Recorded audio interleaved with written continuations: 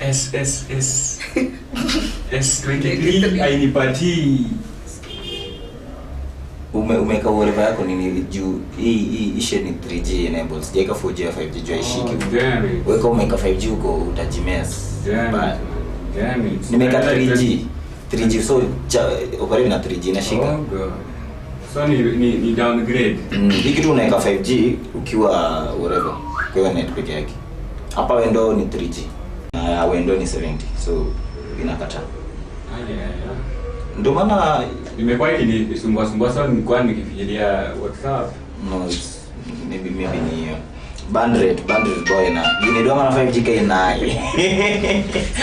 So you guys can chit chat and we go to the live, huh? Yeah. We go to the live because Barosi, let me. Jenny Roding, really risky, right. So yeah, we good. Sorry about that. So umesalimiwa hapa na leo sija umesalimiana from like minute 2 of the pod. So for real. Mabwezi ngine waongeaje hata wanakuwa watu hapo but they don't talk. So Mrembo, you talk to me about the business part. Okay, business. Yeah.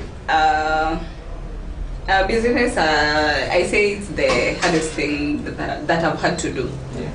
See, to nimesomea, I've never done it anywhere. Yeah, and so should I start from somewhere because I feel like, okay. I'm saying I've studied counseling psychology. Yeah, awaiting graduation. Okay. So I decided to kwanza biz. Yeah. So the first time I started it was kinda okay naenda juu, but then hapo katikati it flopped. It's now a year. Yeah, a year. Nime flop mara tatu. Yeah. Podo mara tatu, that is. But right now I'm picking up kidogo. Mbona the first one, the second, the third. The third, yeah. Because okay, I feel like I didn't have the knowledge on what was going, whatever was. I never did my homework on the market price and everything else. Kuangalia market yao ndio kwanza before you started. Exactly. Okay. I came with the mentality from Nairobi, you know, yeah. Things are like everything and goes. There's a lot of institutions there, so unajua. Exactly, and then the competition there is high, so unapata bei ya vitu see. So I tried that, but then I flopped since the profit was not adding up. So I tried, but then I had not that input or insight on how a business works. I only googled a few, but now I've sat with some people, some retailers too. So it's picking pole. Nice. Yeah. So as long as me for here, then you're big up. That means you give up. I'm not supposed to give up. Also ndagi mara tatu. Maximum, like the first one, yeah. The second one, naenda home narudi. So wewe mara tatu. I know. Yeah. Mara tatu as in unaacha for like a week. And then yeah, there was a time. The first time it was for like 2 weeks. The second time it was for like almost 2 months.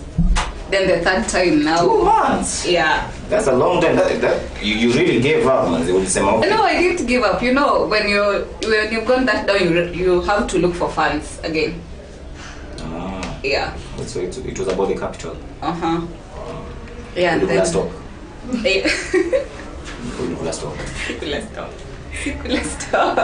Sikula stock.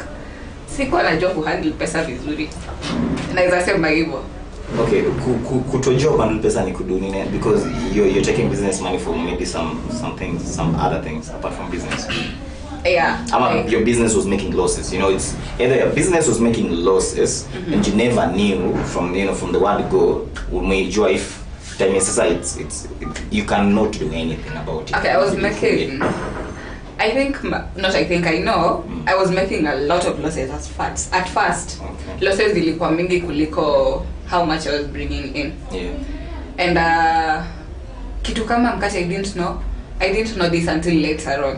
I would take bread and unapata in a day bread can expire within 3 days. So unapata the 4th day yote hata tuseme niuza 2 out of the bunch of taken na hiyo tuseme almost kama 1,000 in a day. So hii imeenda tu hivyo. So nikitoa 1,000 hii wiki tuseme hiyo wiki nyingine nimeuza the following week stocks inapungua. You have to take from the others. Niweke huko. Yeah. So I think that is what happened mwanzo. The second time I had the bread. Yeah, bread. Let's blend. Let's take something. Let's take something to blend. The bread. No, I don't blame the. You don't do what? I don't blame the bread. I don't blame the bread. I don't blame myself either because I didn't know. I was just learning. That went wrong. Yeah. I was just learning. I was learning in the business. I think practically. On what. Okay, no, on what he said, there is this guy called Vusi Tembekwayo. I love listening to him. You should try it sometime. He says South Africa, right? Yeah, he is. Anakuwa kwa hii podium. Nimemsikia kidogo, but I'm not a fan. You're not. I'm a fan. I'm a fan of the guy. Yeah. So I was listening to him, and there is something he said that if you want to start a business, fine, start the business, but rest assured, you're going to fail. You're going to fail because people who start businesses, entrepreneurs, you have to be insane to be an entrepreneur. I know. Because one, you bring something to the market. You're bringing something, and you expect. You put all your money there. You expect people to love it. You expect people to buy it, and then you expect to make like twice the profit from it. So you have to be insane to think that I'm going to make it. Yeah. But then, the first try, you're not always going to succeed the first time. Yeah. You will fail. But what makes you an entrepreneur? It's not starting the business. It's keeping the business. It is staying in it. Maintaining that business. That is what makes you successful in that business. So yeah, she failed 3 times. She's still hanging on. She might even fail 10 times. But what is going to make a difference in it is how long is she willing to hold on until she makes it a business. You know, that's coming from the small sister. I know. That is so nice. That is so nice. Nafanya na mtu kama wewe sasa, you know. We are just from. That is. She's an orator and she reads a lot. Yeah. Okay. Sawa orator. Sawa. Tuendelea. So I am Miss Orator. Hujaanza biashara? Nah. Mbona? Well, there are a lot of things in the works.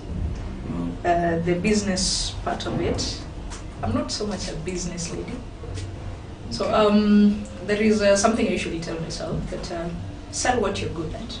Don't sell something you think is going. Because sure, it might work for her, but if I try it, I will fail spectacularly. You know? And then I might, for example, you guys have started a podcast, yeah? Yeah. Fine, you might be good at it. I might think that because I can talk a lot, I'll be good at it. But maybe there are some things that if I don't have a passion for it, I will not succeed in it. If I don't love doing it, I will not succeed in it. So you have to want something. You have to be good at something before you like venture into it. And when I talk about being good at something, it's not like being a master at it. Like I'm good at it. So it's point imepotea. No, I get it. Yeah. So, you're just trying to say that you've never just thought about it in that way. That I wouldn't be. I don't think I'd make a good business leader. So, what do you think you'll make a good? What do you think you're good at? Something that. I'm good at a lot of things actually. I'm an artist. I draw. Nice. I'm a very good artist, by the way. You're a good artist. Yeah. Did you carry some of your portraits? Of course I did. You show the world. Of course show I them did. to the world. Of course I did. Zoom your share, man. Zoom your kitu tu Karibuni ndani ya karatasi nikwambia alikipanga alafu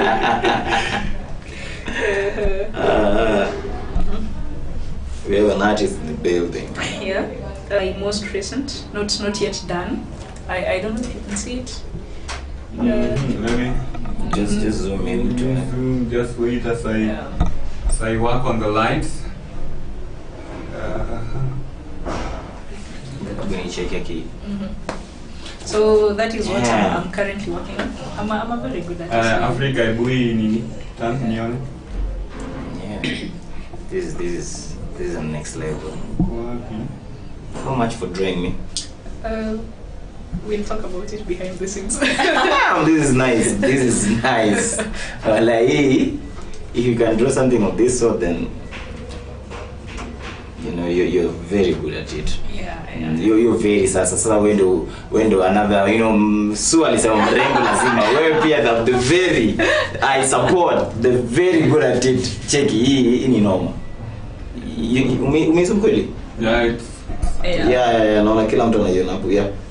It's a good one. Yeah, so that's one of the things that I do. I draw, and then I'm a writer. Majorly I write poems. Kwanza, there was a time I had a show, a poetry show. It was an open mic thing. I called my friends, they came, they bought tickets, I made a presentation. So yeah, I talk, I'm an orator, and by that I go places, I talk to people, I empower youth whenever I can. I go to high schools, I go to primary schools, I get paid for it too. Getting paid to talk.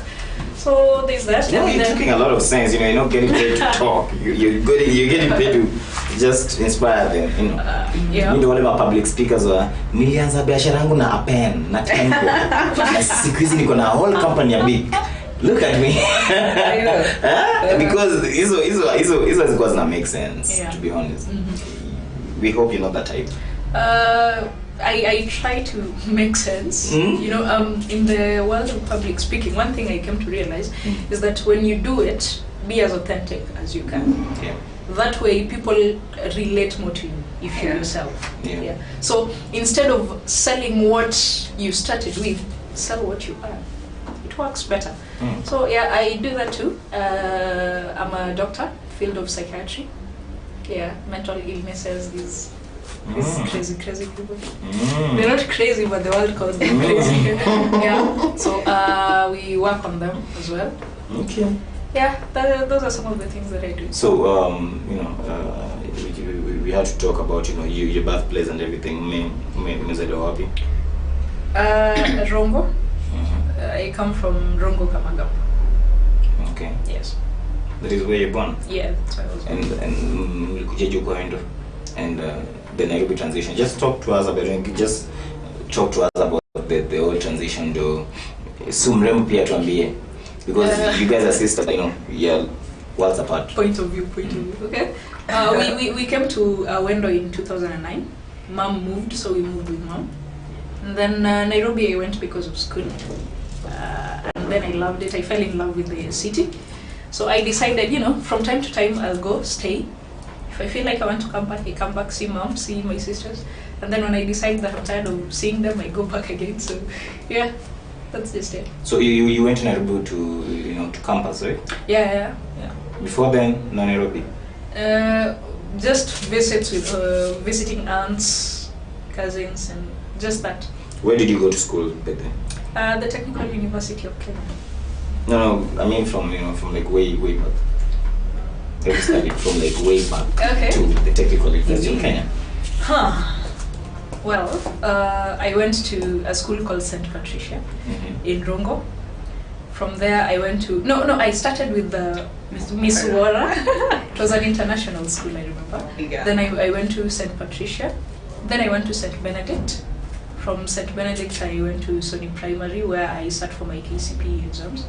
Then from there, I was called to Lugulu Girls High School. Then I went to Technical University of Kenya. Essentially, that was the journey. That is nice. How did you become such a good public speaker? Because you have to be that to just advise people. Oh yeah, partly I would say it's part genetics. If you've met my mom, you'll know. Yeah. She has her whole thing going, and then also like she mentioned, I read a lot, like a lot. Why do you read a lot? Where do the interest come from? It's not like everyone reads a lot. Yeah. Just tend to read for knowledge kidogo and then do other things, but you read a lot. Yeah. I've always been curious. I always want to know what next, and then what. So curious. I watch a lot of movies. I'm curious too. And documentaries, but don't read a lot. Yeah, in books, I fell in love with books when I was in class 4, I remember. And now you're coming, well, why? How did you fall in love with books at class 4? My English teacher, and then I had this uncle who used to stay abroad, and the way he used to speak, I once asked him, how do I get to speak the way you speak? And he said, read. No, he said read. And I said, okay, I'm getting to it. So I started reading, and then I fell in love with reading. That's when I was reading Moby Dick books, the Harry Potter series. So I was in primary, but reading books that most people considered to be above my level, though I did not see it that way. So I kept on and fell in love with it. Right now, I read a lot of philosophy. Class 4, by class 4, tuna expect some Dr. Matata, uko Harry Potter. No, I used to find those ones in name. Yeah, I get it. You know, once you go Harry Potter, you'll find these ones. You just I know. It's like black once you go black. You don't come back. Once in a while. What the white? Once in a while. Once in a while we say that, but once in a while tuna big. Exactly. So yeah, I just do it now. It's like a part of who I am. So you read everything. You read most of the books. You just some specifics. There's sci-fi. There's the political books. There's history. There's a lot of books. I read whatever interests me. And if I enjoy it, I read it. Oh, so whatever interests you. Yeah, though right now I'm currently reading this book. It's more attached to philosophy. It's called The Brothers Karamazov. Yeah, if you've heard of it, go try it. It's a good one. The Brothers Karamazov. What is it about? Philosophy. It talks about a lot of philosophy. I like things that make me think. Yeah, it makes me feel smart. Yeah, so I just do it. You make me feel like I'm not smart. Because I'm not read. I've not read the damn book. I want to always have this. I read, and I always have a know-how of things. But I don't really enjoy reading. Mm-hmm. But because I want to know, I just paraphrase a lot of books. There's this common book that everyone was coming here and telling us that wamesoma, this whatever. What power? This something to do with power.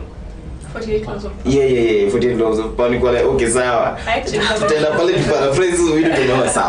Sawa. Because I just realized that when you read a lot of books, the things that you come up, you come out from one book to the other, that zinagongana pia, and these are people who are very famous, and they're people who are in their ages. Hizo times when people are just really reading those books, they were taken like the heroes of the time, So if you go and maybe find something that someone said in China that is not the same as maybe someone from Japan or from US or from Africa, unaanza kurelate that hizi vitu zote they are based on you have to understand them based on where you come from.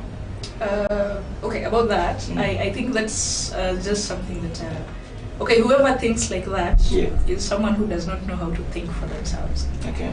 See, if you're going to read a book, do not read it so that person can change you with their own opinion. Have your own opinion. Yeah. So that when you read, take what helps and what you feel does not help, let it go. Exactly. Yeah. So exactly. It's just building your opinion from what someone else thinks. If it does not go with yours, and you should also be flexible.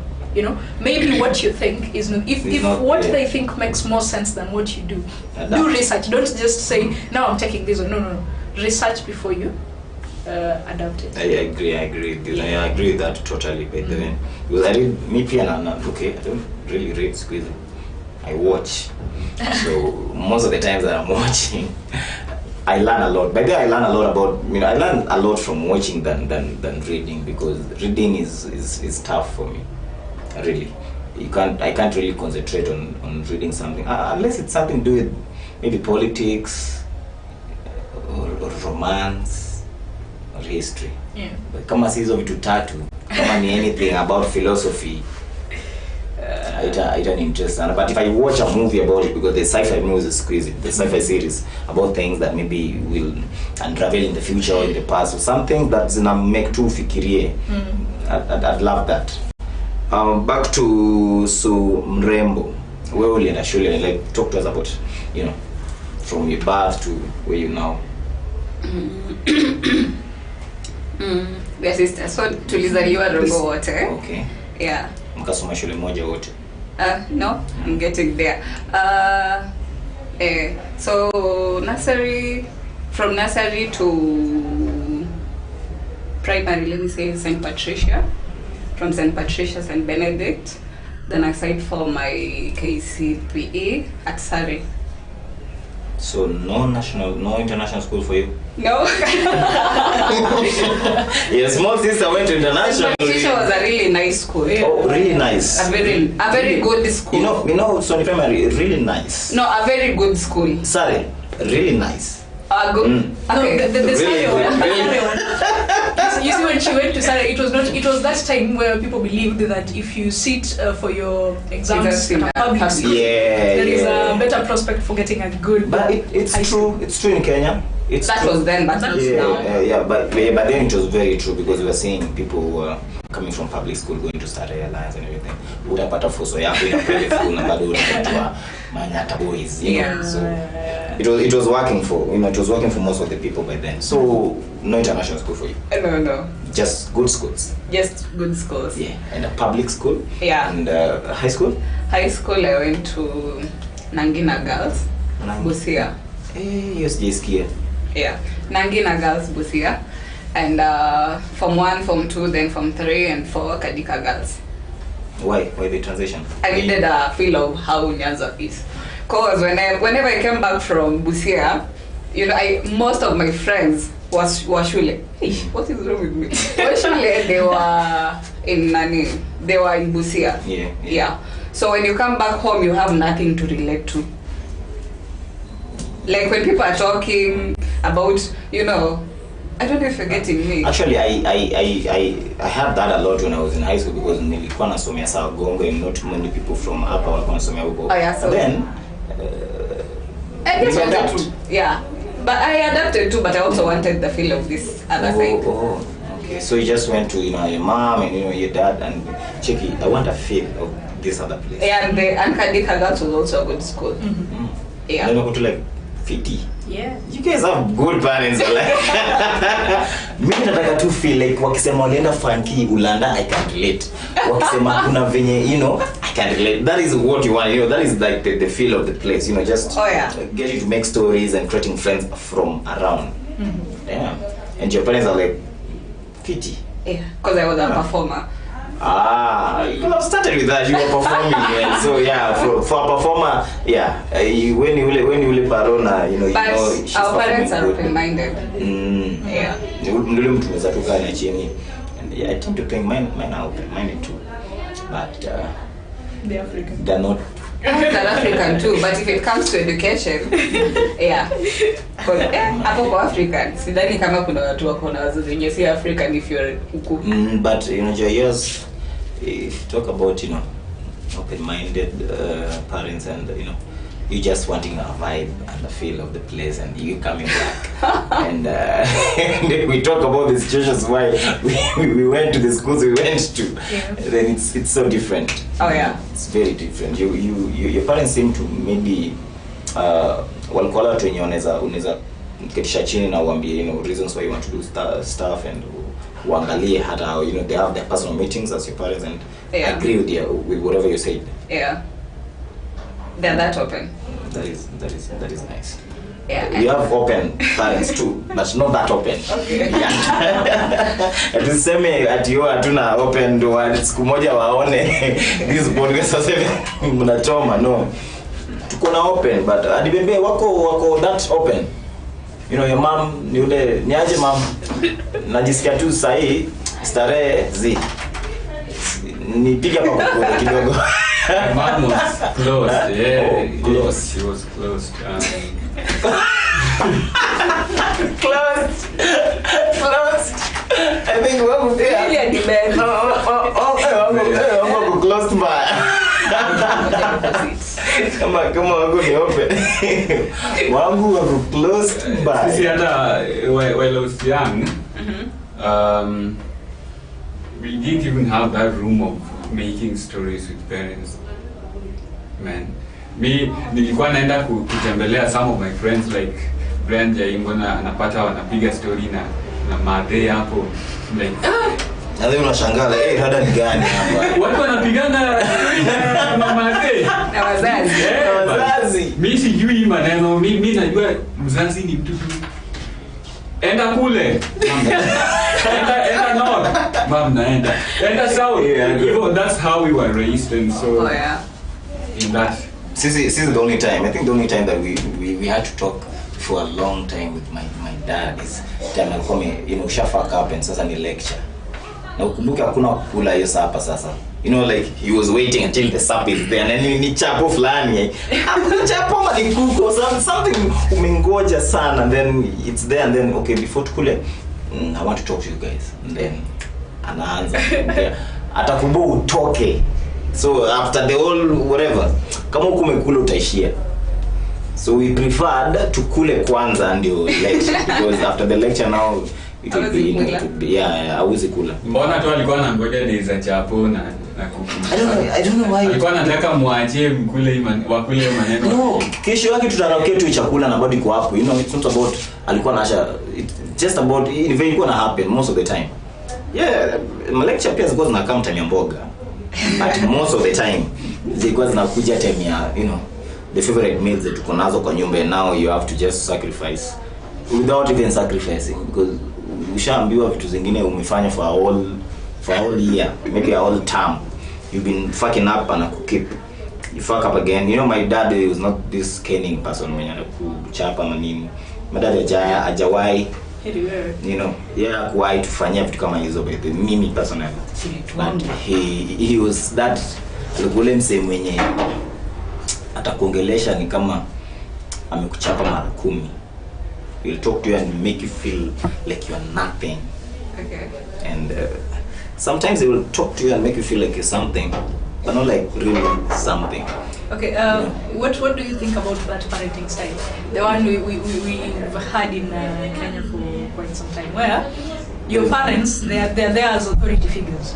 You can't talk to them, you can't open yourself up to them. All you can do is just follow. Mom, mom, food. Like that is what do you think about that parenting style? Is it adequate? Is it? It's not. It's not adequate. It's not something that I want for my kids. It's not something that. It's something that I don't want anyone to be doing, honestly. And shout out to the parents that we have. I love my parents, but that was fucked up. That was so messed up, and I did not want to raise my kids like my parents raised me. But I realized that there's the homes. We relate to different people. We go to schools. We go to big schools. Unasikia ourselves from Nairobi talking about how they relate to the parents. You see people in visiting days, in campus. So you realize that kwani mimi mbona homes fanyagi, like just from a basic hug. I was in South Gonga, and you'll see a parent just come and hug their son, the son, and you're like, who mna hug? It's a hug. I only hug my girlfriend, and you talk about your girl with your mom. Hizi ni topics zingine hata utaanza aje kwenu. Madeni aje niko na. But busy, once you now just an adult, now you can talk about anything with anyone. Oh yeah. So sasa hii anaweza piga tu mami aje demons ananipo. Anakuwa aje anafanya hivi na hivi. Wewe achana na mimi. Wewe shughulika na hizo mambo. He's always out of. Saa zingine anataka kujua how my life is going, how my social life is going. Once I start explaining, anasema Jackie nishushe na hapo. So we talk. But kitambo, I don't know why they raised that. Sijui mbona, I think it was something about they were doing that intentionally. Yeah.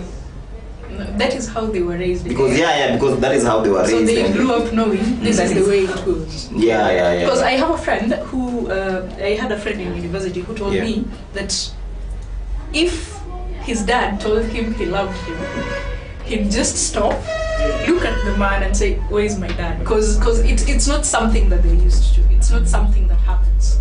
You see, when I feel like when parents don't assure their kids, it becomes, it creates a dent in their self-esteem. Let me interrupt. Yeah. Not like assure, but our parents don't know how to be vulnerable. Like showing emotions. If they love you, they do it in actions. They would not tell you most. Let me say, most parents wa kitambo, not Wasai. They'll tell you they would not tell you they love you. Most of them, right?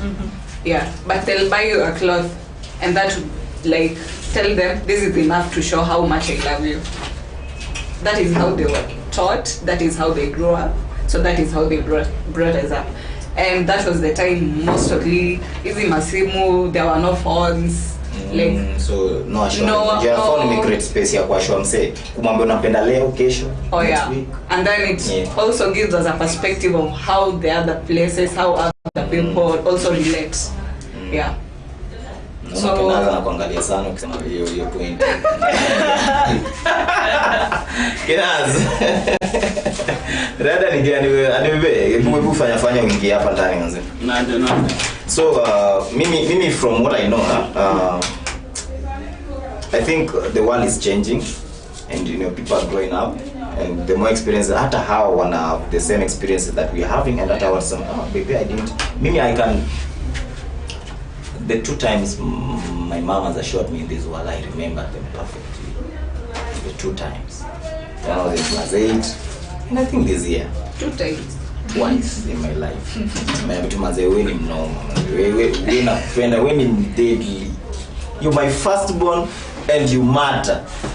Hapo nilisema hakuna mtu yote na matter dunia kama si mimi. If my mom can tell me this shit, then I matter. So imagine that is twice. She told me that like the first time was in class 8 when I wanted to go record my first songs. I think no in class 6. And walikuwa wananipeleka hivi, and I was I wanted to give up in the whole. I started as a gospel artist, and then I went to sing the choir, and I couldn't.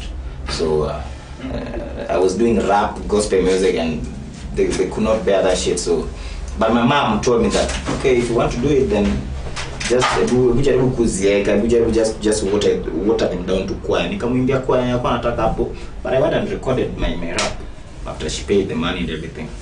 But I remember she really assured me about a lot of things and about just wanting the best for me. Every time I couldn't be anipenda manini, but just wanting the best. That was the best that I could. I think that was the best. That took me to high school, from primary to high school. Just wanting the best for me, from my mom just saying it, took me from primary to high school. Yeah. Ikaisha. Alafu sasa hapa sasa story na kole and everything, and now we adulting, akaniongeza some gas pia. So the gas bado inaipeleka. Yeah, and I think it inapeleka for a long time. Nikiisha. Yaishi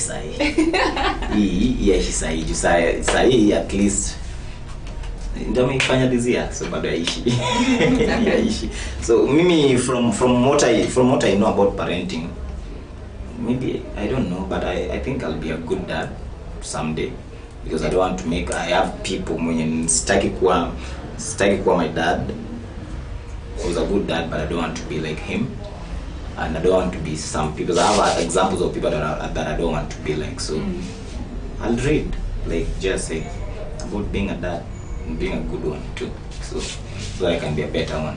But I feel like assurance ni kitu muhimu in our generations, because people are facing a lot of frustrations, and watu siku hizi maboys wako na ADHDs huku nje, and they don't even know how to deal with it, and they don't even know that they have it.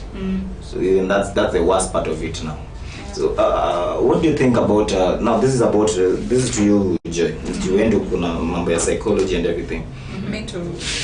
Wewe pia umesomea? Yeah.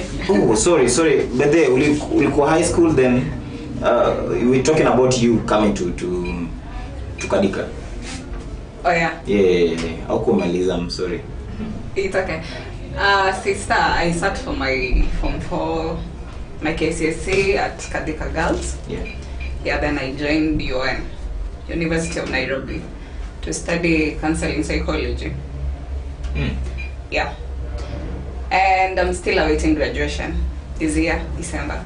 Psychology. What's up? It chose us and we chose it. The hard ones, what it wants. Okay, you're the first one to choose it. So wewe mbona uliendea huko psychology? Initially, I wanted to be a doctor. Yeah. But the grade I got, my cut-off mark was a bit low. But a grade gani form 4? I had a B+. B+, you can't be a doctor? No. By then, when they parallel. yeah. Sina depend, each and every year has their cut-off. So by then, my cut-off mark was a bit, 2015. The cut-off ilikuwa juu sana. That was the year watu walikuwa mtihani. Yeah, but it didn't. You have to add that. Okay, so you didn't. Yeah, so I sat for my KCC at Kadika Girls, went to UON, studied counseling psychology, awaiting graduation this year, December. I did my practicum at Madare, quite interesting. Iyo. Okay. Madare Medical Training Institution. Yeah.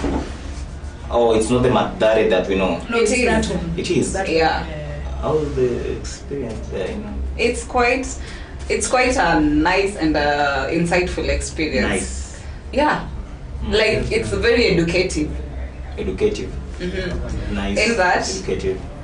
In that, according in my line of profession, you go there, you meet all kind of mental illnesses, how to deal with them, how to help people cope. Because I'm a therapist. Yeah. So I learned a lot. You're also a therapist. Yeah, I am. Jana shida zangu zote. I need therapy. I really need therapy. Things are not going on. Things vitu haziendi. Especially though. How? Vitu haziendi. Do some you know, you have like a real session, it's something that you're still studying, you know. Because I hear therapy in kitchen, you know, it's really a big deal. Yeah, I do. It's not like everyone can just do it. Even doctors, there are people who are doctors but they can't really do therapy because you know, it requires a whole new level of I don't know. But I mean I view it to the highest regard. Hata kuliko doctors. Oh yeah. Yeah, I feel like therapists know what We handle a lot. Imagine you're handling somebody's shit, all that. Shit. Yeah. Shit. I'm sorry, it's not shit, but somebody's. Yeah, I get You get. At the bend. And I get. You're handling somebody's baggage. You're helping them. We also need let outs. So it's advisable if you're in that session, you also have your personal therapist. Yeah. So you're a therapist who is having his or who's having her therapist. Yeah. In our Yeah. insurance company, another insurance company is insuring it, and another one and another one and another one. Yeah, we all need a place to let out something. Like if it's too much for you. And if you find out that in kuna scenario has happened that your therapist, you know, you are someone's therapist. Maybe there's a therapist who comes to you for therapy. Yeah. And there's a therapist you go to for therapy. So how about if that therapy you go to for therapy anaendeaga huyu mwenye anakujia wewe for therapy? It's okay. It's okay. Yeah. You So long don't as have they the can levels. help me. Hiyo sasa ni nini? We have patient, doctor, confidentiality. Yeah. Yeah. Sasa hizi kukwambia by the No. nyuma ya tent. Hata kilewa tu vizuri. No, you're not allowed to do that. Anze ku, you know, kilewa kuna Hiyo story peke na- yake can strip you your license. Oh. Yeah, you're not allowed to share anything I'm not allowed to share anything that we've discussed without your permission. Even to your mom. That is if you're above 18. Yes. Yeah. Okay. That is interesting. So you studied, you know, you studied specifically in psychology in campus in UN, Yeah. and then therapy ikakuja wapi? No. That is it. That is therapy now. Hakuna tu course inaitwa therapy. No. Like I want to be a therapist. We have- So I just want therapy. Unafanya nini when nafanya therapy?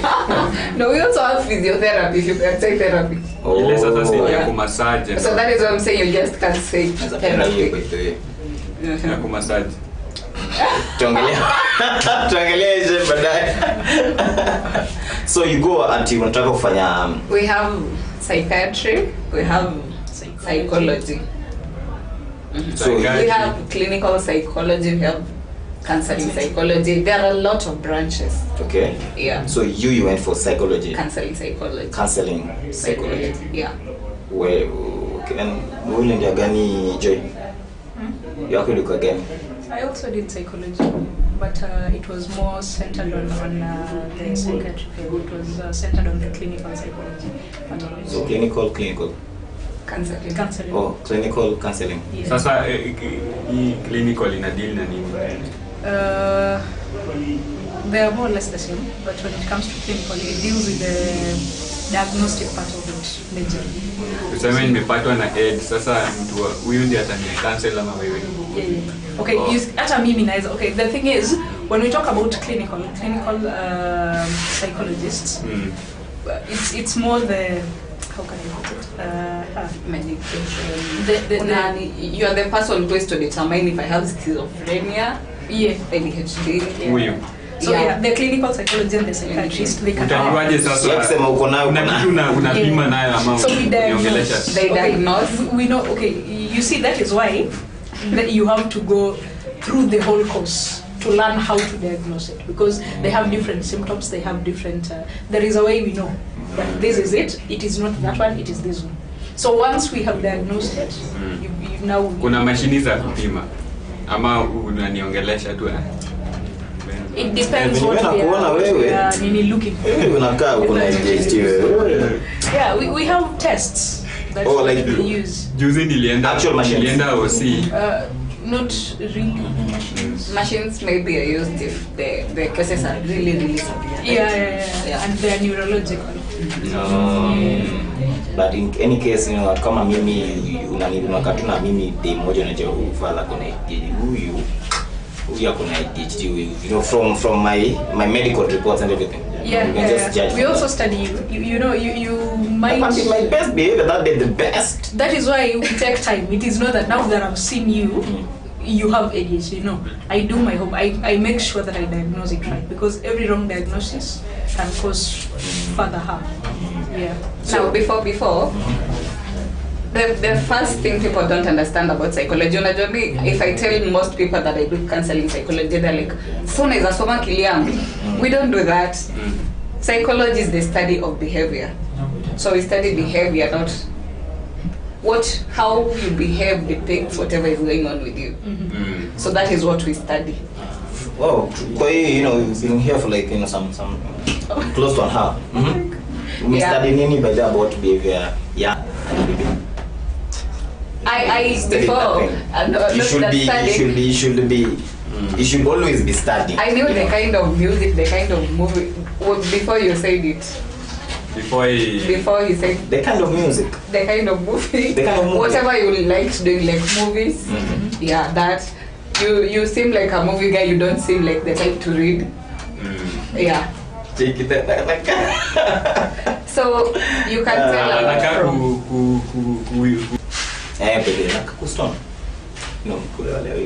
There's also something you need to understand.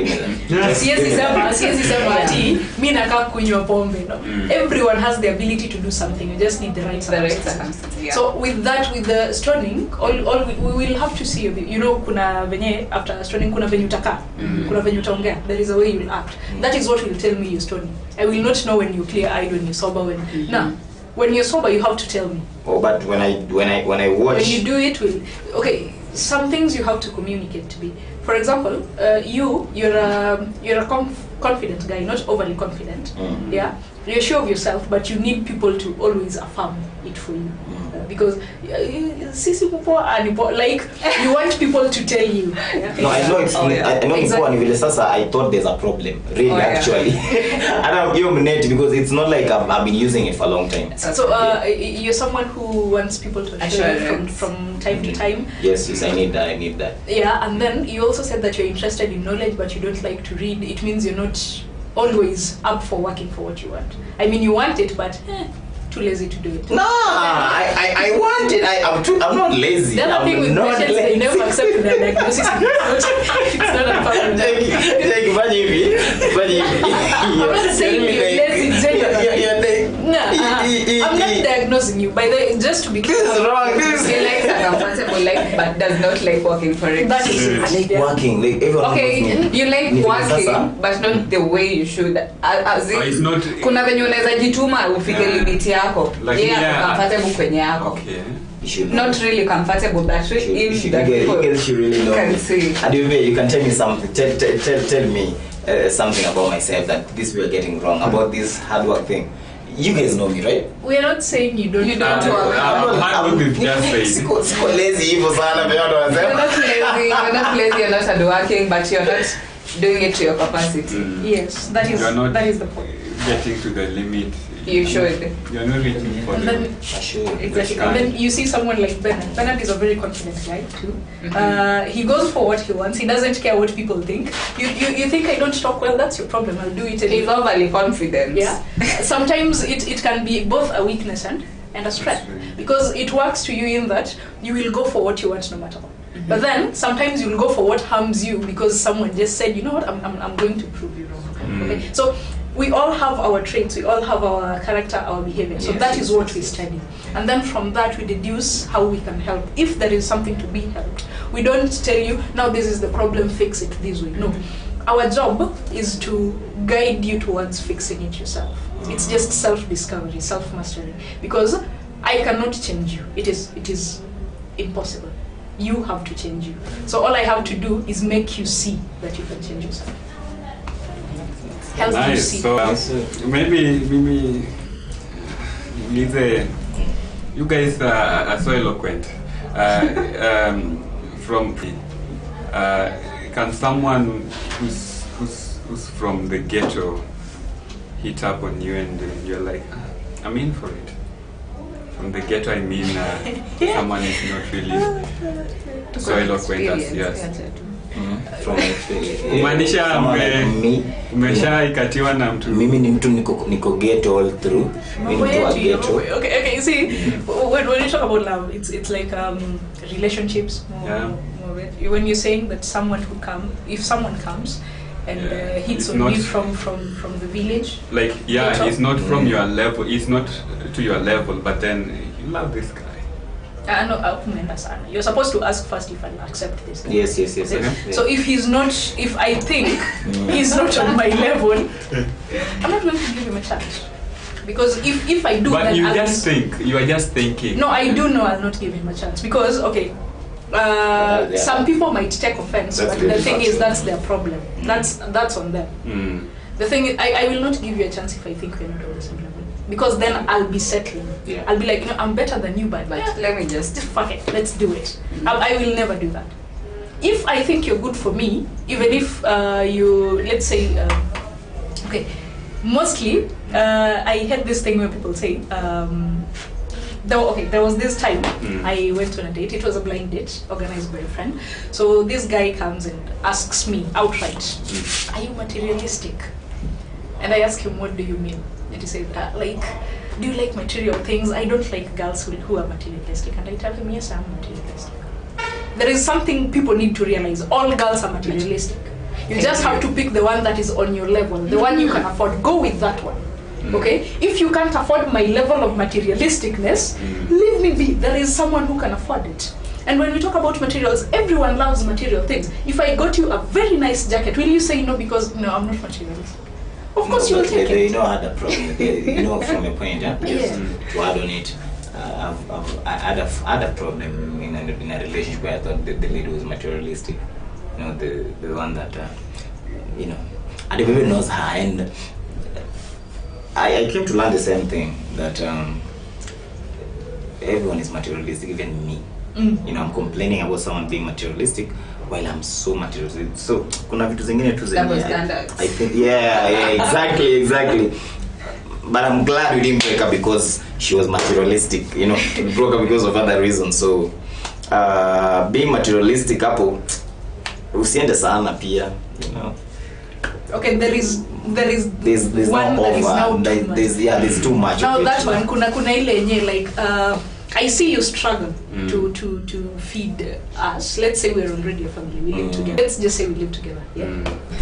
You struggle to You struggle to bring food to the table.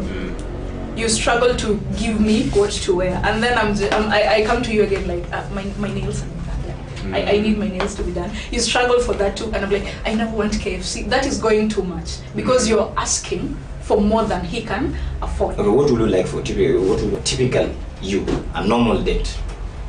A normal date. What do you want? A normal date. I'm not telling anyone that. That's for you to figure out. You see. It's for the man to figure out yes, exactly. Because if I decided to take you out on a date, the thing is, I don't just expect you to take me out on dates. There are points that I will decide to take you out on a date. Yes. And you see, it's in a situation where we'll be talking. Yeah. We are already in a relationship. I like you. I know what you like. I understand what goes for you, what doesn't. No, people don't go to dates because they are already in a relationship. Okay, people sometimes go to dates to want to be in a relationship. Okay, yeah, you just go and try to know someone on a date. Fine. The example I was giving was when what she said is you get her a date that is worth. Yeah. Like let's say I want to take you out, and I want to win you over. Yeah. If I can afford to take you to a prestigious place, I will take you there. If I cannot afford, I'll tell you. You know, I can't afford a big place, but I organized something. It is not all. Kuna wengine wanasemanga mimi msichana anaweza mpeleka kibandaski. Huyo ndo wangu. For real. The thing is. Tapenda hiyo mbaya sana. Wewe penda tu lakini tumeenda. True that yani tumechoka siku hizi. Tunataka tu. Okay, the thing is there are girls who prefer that. Yeah, but the thing for me is okay, what I'm trying to say is that's one. I do not care if you can only afford kibandaski. But you have to show some effort in organizing a date. That is nice. You don't have money. Buy oranges, take me out on a picnic. Put some thought into it. That is all we ask. I think we do that. I think anyone will do that, you know. But everyone I know will do that. We put some thought on it because I asked for, you know. I wanted to.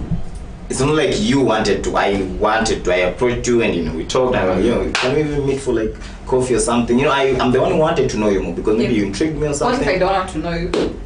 But I want to know you. Then we go. I don't want to. Then I go because you know it's for man to ask. Most of the time it's for us to ask. You know if you tell me then no, I take my L and leave. Unaona people what I take na hiyo matusi from the first time. Unaona tunaweza na alafu tukienda pale. He's a nice guy. After I said no, why would I go? I know. By the way. Yeah, you know, you mko mnasema ile kukua open minded. No, you're not that you're closed minded, but just ukisema no wendi. Si ndio? Unaweza sema no, but then let me just go and I said no, but listen to this guy. Alafu tukienda pale. He's an interesting guy. You get what I mean. Okay. Una get? No, because I would not go. So I'm not getting your point. As in, mimi kama unibambi from the word go, I'll tell you no. So if you keep coming back, the first impression girl, like I have to make the biggest first impression. Not really big. Each and every person has their preference, right? Yeah. So if you're not my preference, no. Imagine there's a lot of people. This happens a lot. In rare occasions, mtu atasema manze tulikutana and it was very favorable and whatever and we fell in love. And in rare occasions, no, watu wanakuwa na story kama hizo. In most of the stories we know, this I didn't want this nigga from the word to go. Okay. But we turned around. I didn't want to go. but I went. And now Yeah, that's Yeah. what I It's meant. always But those are the stories before that we. the turning around. Before the turning Lazima kuwa na around. mtu, Sijui ndajifanya aje juu. Isikuwa na kudai. Sasa before the turning around, Yeah. how am I going to do it myself? How do you make it Cause- happen to you? Yeah. Yeah, maybe there's people. Okay, that's not me. That's not Adibens. I know Adibens, so that's not him, and that's not me. I know myself. But there are people who tend to they tend to really they don't give up. When they want especially a lady, lay hata pewa the no, kesho hata pewa the no, bado wako tu hapo and everything, and until one day, and then nilikwambia bro, it took me some months, but unacheki, here are the results, ana work hard, ana work hard, anacheza kie, and vitu zina fall into place. So from my experience, nimeona madem pia wanasemaga, it's a no from the start, please, from the no is a no, but we realize the no is a yes. The no is like a no until wait a minute. Now it's a yes, and they maintain their yes. It doesn't mean that you didn't you're not keeping your word, or maybe you didn't make your mind, or you're straight, you're not a straightforward person. I'm not saying that. You can't change your mind on something once you said no. It does. Ni mtu akiwork hard. No, okay, the thing is, you see, when I tell you no, there is a reason I'm telling you. Yes. When we come to a point where I now tell you yes, it means you change something that is not yes. So I'm telling you yes because now you're someone that I see. That is what I wanted. That is what I was talking about. But until you're that person I want, I am not going to say yes. Yes, that is what I'm talking about. That is what I mean. That is what I'm saying. He is working hard. Walienda pale akaambiwa checking. Kuna wengine hata wakiwakada. Kama it's true. There is something madem pia in relationships. The most important thing in relationships is okay, before I get into a relationship with you, I have to be attracted to you. Yeah. That is, I just have to be attracted to you. And if I'm not attracted to you, it doesn't matter if you smell nice, if you walk, I'm not attracted to you. And if I smell bad and you are attracted from the other attraction, like how do you know? Okay, what makes you attracted to somebody is how they are. Like you have your own, perimeters of your attraction. Kila mtu akonayo, but you can't tell me here that once you're not attracted, if he smells nice, because those are the things that build that attraction in the first place. To you. You see, attraction, it's a personal thing. What attracts you is not the same thing that attracts you. For maybe you like the girl who sings in church, who goes to and prays, who is like, thank you Jesus, that is the one you like. It is your thing. But then maybe you like the bad girl energy. Like I want a baddie. That is it. That is what I want. That is yours. You see? And maybe you will change it, maybe you won't, but what you're attracted to is what you're attracted to. The thing with me is, if I want you, I want you. If I don't want you, it doesn't matter if diamonds rain on you, I don't want you. Damn. Yeah. Diamonds, you talk about diamonds here. Diamonds. Yeah. Diamonds. You sure? You sure? I knew that would come up somewhere. Diamonds, you will go for the diamonds. I go for the diamonds. Lakini wewe bado. That's why Sauti said. Aladdin alijaribu. Range Rover, lakini sasa hii Range Rover. Me, I'd rather do that. Mimi nilie kwa Range Rover manzi. Mimi silikwa ghetto. I'm doing everything possible to come out of ghetto. So mimi silikwa ghetto. That is hapo ni sure bit. I'm not down dating. I'm up dating. So hapo ni sure bit. But I not want to even. Okay, the thing is from what we know about ladies. Kuna watu wenye wanapenda straightforward kama you guys have mmesema if it's a no, it's a no, and that is nice. But amesema vizuri that you can always change your mind based on if someone is has changed. Maybe from what you saw that made you say that no. Amekuja na aka work through it. But you said about you told us something about attraction.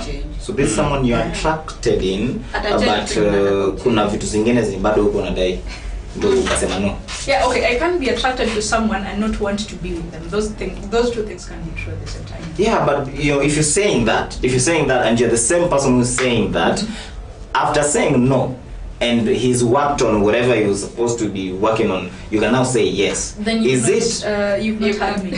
I've said I can be attracted to you and not want you. Maybe I'm saying no because I am attracted to you, sure, but I just don't want you. There is something that makes me not want you. But if I am not attracted to you and I tell you no, it doesn't matter if you come back with something else, I will still say no. Because I just don't want you. But if you want, if you are attracted and you don't want, let me say, it doesn't you are attracted to me, but you're but then you don't want to be with me. You know, if it just doesn't make sense. Vitu zote umesema. If it's a no, it's a no.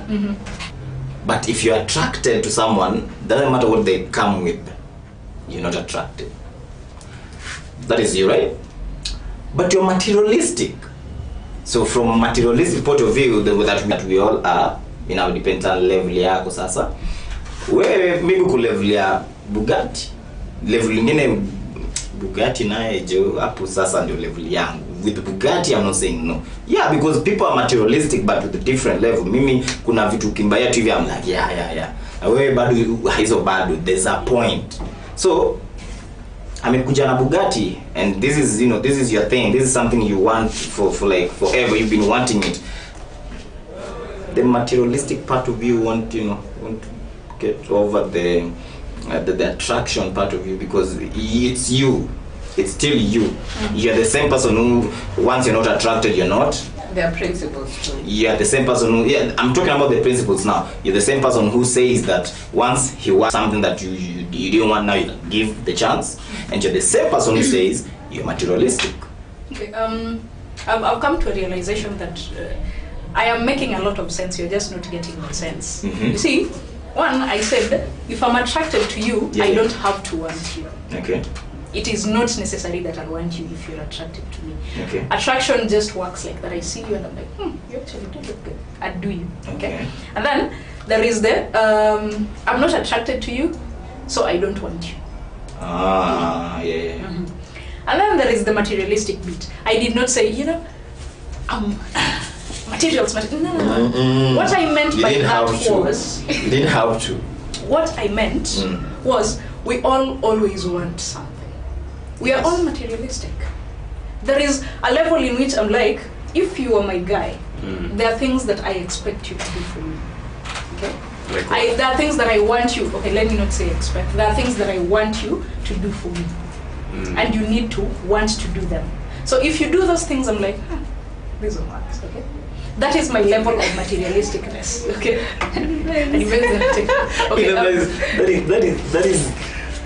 That is not I don't think that's a level, really. It is.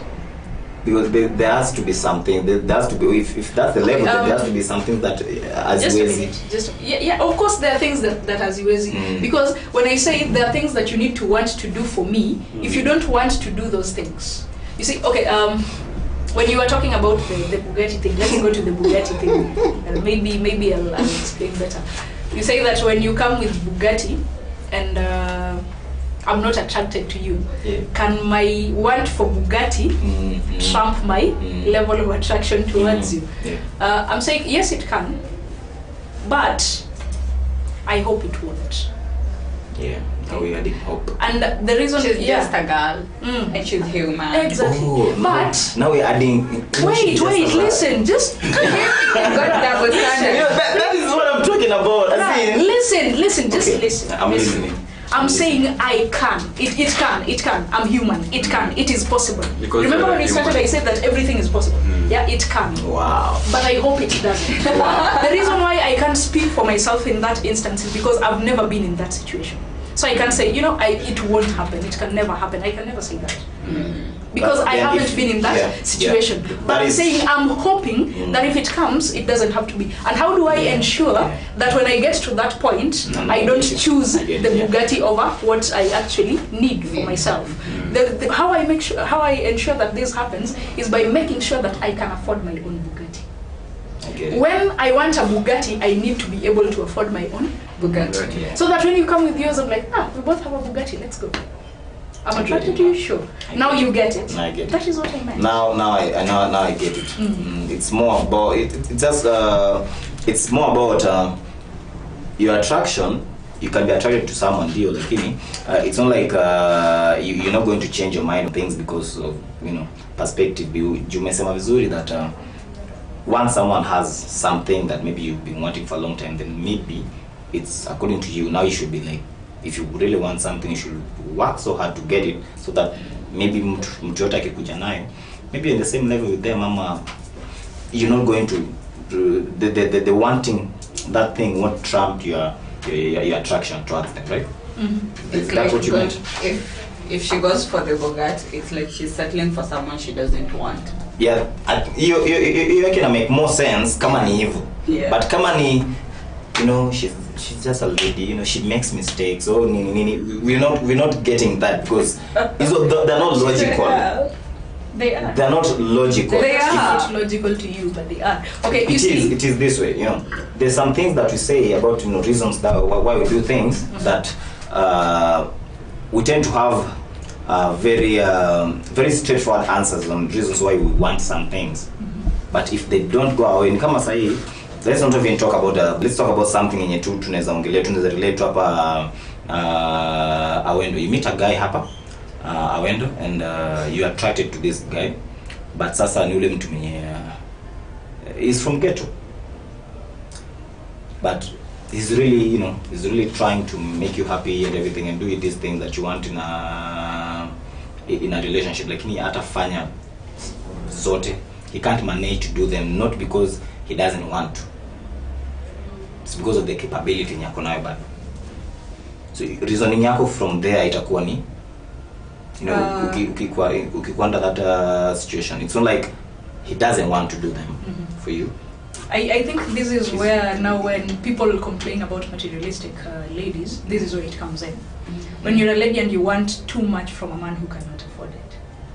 Or you're a lady, you don't really like that guy, but you're going for him anyway because he can give you the life that you want. That is now the wrong kind of materialism. You see, if I'm here and this guy, if I choose to be with you, it is because maybe, you know, what you can afford is what I want. Actually, that is my kind of ideal relationship. What you can afford is what I'll take. And I remember a friend once. That is nice, man. Wewe sasa, hey, wewe sasa unafo preach. Okay, what I mean by that is, okay, there's a time a friend of mine asked if we were married, yeah, and I pay rent, I pay school fees, I take care of you, I feed you, I do everything, I take you out, all of those things, I do everything, and I expect you to be a housewife. Will you do it? And I told him, well, my kind of ideal marriage is this. You make your money. Let's say I go to work. Okay, we both go to work. His question was we both go to work. So when we both come back, sasa mimi ndo napika nafanya kila kitu. I do everything. Remember, we all went to work. But he's paying all the bills. So according to him, it was justified. So this is what I told him. You see, when we get married, you as the man, you decide, I want to pay the rent. And I say, you know, I can pay, I can help. And you say, no. It is my duty as the man. I am going to pay the rent. I let you pay the rent. You say, I'm going to pay school fee. Fine. I'm going to buy food. You insist on it. No, that's not insisting. No, listen, just listen to this one. Listen to this one. Okay, as a woman, I will, let's say I'm also making money, but then I tell you I can't pay, but then you insist. That is what I'm saying, you insist. But no.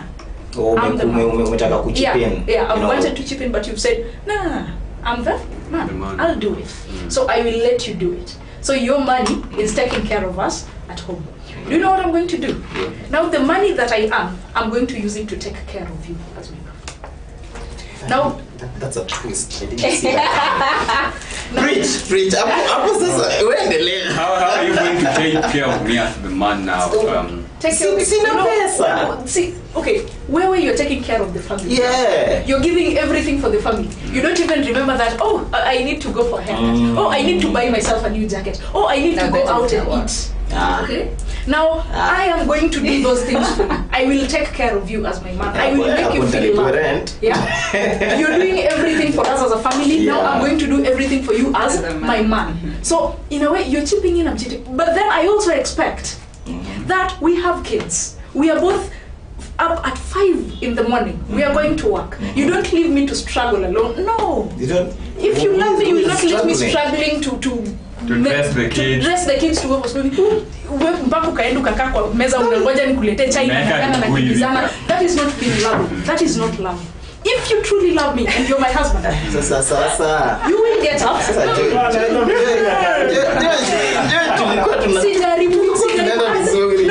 That's putting too much on one person. That is putting too much on one person. And remember, I'm paying the fee. Listen. Do you know how much so what? You insisted on it. I didn't force you. I insisted on it. Yeah. So this is how this is where you play the insisted on it. She's not saying it, but you literally said no. You literally said no. It's not like I'm taking my vengeance. Okay. Something else my friend asked me was, what's the job of a woman in a family? Yeah. What's the job of a woman? It's to nurture. What's nurture? To build character. It is not to wash kids. That is it is building character. So listen. Listen to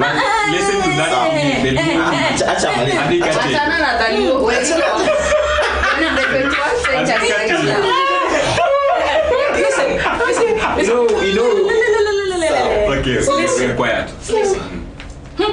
When I nurture, I build character. I teach my children so that when they are like 5 years old, they can do these things for themselves. Yeah. Okay. Yeah. But then the way I do it, I expect you to come in and help me. Be a helper. What is the purpose of a man in a family? What is the father is the head Let me add something. Let me add something. It's companionship, yeah? Let me add something. On top of that, if you have sons, what kind of picture would your husband be depicting? Exactly. I'd want them to behave just exactly as me. Exactly. Not even, yeah, exactly. So you build a character that hautanipata hapo nikiwa prepare kwenda shule unless the man is sick or because we all do things that the woman's supposed to do at some point. Maybe she's sick or she's not available ama she's just tired, umesema leo acha tunipike. It's reasonable, that way. Atukatai that atufai tupike ama atufai to we're not supposed to be preparing the kids to go to school. We're not doing some chores in the house. No, we're not saying no to that. I'm not saying no. As a man, I'm not saying no to that. I'm just saying that it's not, we all know as a family that it's not something I should be doing. I'm just doing. Not to be you. It is something that you should not be doing. And that is the wrong kind of mentality to go. I really thought you were my side on this. No. I really thought you were. The way you've spoken, now I am not on your side. Here's the thing.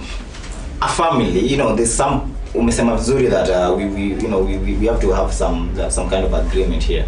And I say story a few insist utalipa nikasema the man. Story na rent insist nikasema the man. Nini tena bill gani tena sini hizo tu chakula ni whatever umeinsisto I'm the man. Hizo ni vitu zote hata wewe mwenyewe unafaa useme now you should be taking care of me and the kids. You see, I gave you a choice. I didn't force you to pay rent. I did not. I gave you a choice. Should I help you? And then you said nah.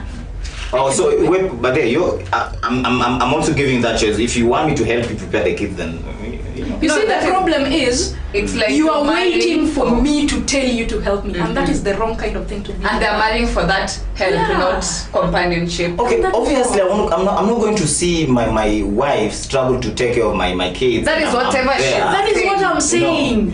That you do not have to wait. You don't watch me struggle. You say. You don't wait until she has to struggle. You get up. Of course, I'm going to do it. They are my kids. Yeah, if I don't do it, who is going to do it? But then you also say I have a small difference. I'm not waking up to prepare the kids. You are, I'm not waking up to prepare the kids to then go you're to school. Contradicting You are. I'm just saying, relax. I'm just saying that when I wake up to go for my tea or whatever, to go to shower or whatever, and I see you struggle to take care of the kids, I'll come and chip in because I don't want you struggling. That is what I'm saying, but I'm not waking up. I'm not waking up to prepare the kids. I'm not waking up to breakfast. I'm not waking up to go wash my clothes. I'm not waking up to. I can't wake up to do all that. Why do you have to wait until I struggle? Why do you have to wait? Why do you have to struggle? Why wait until I struggle? No, I'm not waiting until you're struggling. I'm waiting until okay, sasa anafaa. If you see I'm struggling, see you wait until you see. Sasa sisi hapo anafaa. I should not struggle when you're there. Now you run gani? Socks haiko sawa. I'll come and chip in. But like you have struggle, but what you guys are trying to say is that nikusaidiaje tukirudi kwa nyumba jioni, you are cooking ugali, I'm cooking sukuma wiki on this. You might, if you want to, fine. Yeah, that's you can make. If you want to. No, even if I want to, my friend, I can come back and I'm tired. I say I don't cook again. It is possible. It's possible. Yeah. But then you can also say, I feel like eating home cooked meal. How about we do it together? We will do it together. Yes. Yeah. I will cook ugali, cook sukuma wiki, and then after that you'll say, honey, you've cooked. Let me do the dishes because I don't want you that unamaliza tena and do You see, you're offering to that. You don't wait for me to struggle until I'm like, hey, nimechoka, so nisaidie. No. You come because you also know that maybe I had a shitty day at work. Maybe the day you had was better than mine. So before I wait to see that, hey, you just say, I don't know the kind of day you had, but let's do this together. That is companionship. That is friendship. You marry your friend. There's a lot of things we'll do together in the house. Like cooking, whatever, dressing the kids and everything. We'll do them together. I'm saying, I don't know if you're getting me, but I'm saying that typically, now that is where you go. In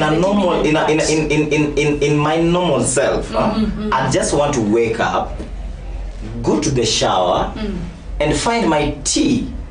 I don't expect you to maybe make that tea. Maybe have someone make it. Maybe the maid will make it or something. But if I see you, I'm just saying that I don't want my wife struggling. No one wants.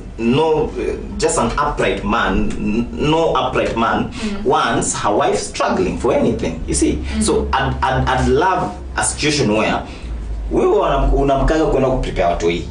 Mimi huamka kwenda kufanya mashughuli zangu unacheki and tutapatana maybe in the dining table or something, but nimekuja hapo na sijakupata. That means in my mind that maybe there's something that imefanya huko hapa, so I'll come and look at rather ni gani leo nini ilifanya na I'd want to do that. I'd want to know, but it's not like I'm going to wake up na umebeba socks moja ya left, saa acha nibebe right, umebeba no, that's not. No, that does. It makes sense. You see, what I was saying is when you're in a marriage, make it a friendship, make it a companionship. Where you show up for each other. You don't have to wait for them to tell you to show up. That is what I'm talking about. And what you're saying that when you wake up, you want to find it there. It doesn't matter who puts it there. Maybe you have a maid and you wake up. If that is your routine with your wife, fine. Which is why I'm saying marry someone you understand each other. If this is what works for you, this is what I told my friend. If you want the woman who's a housewife, who does all these things for you,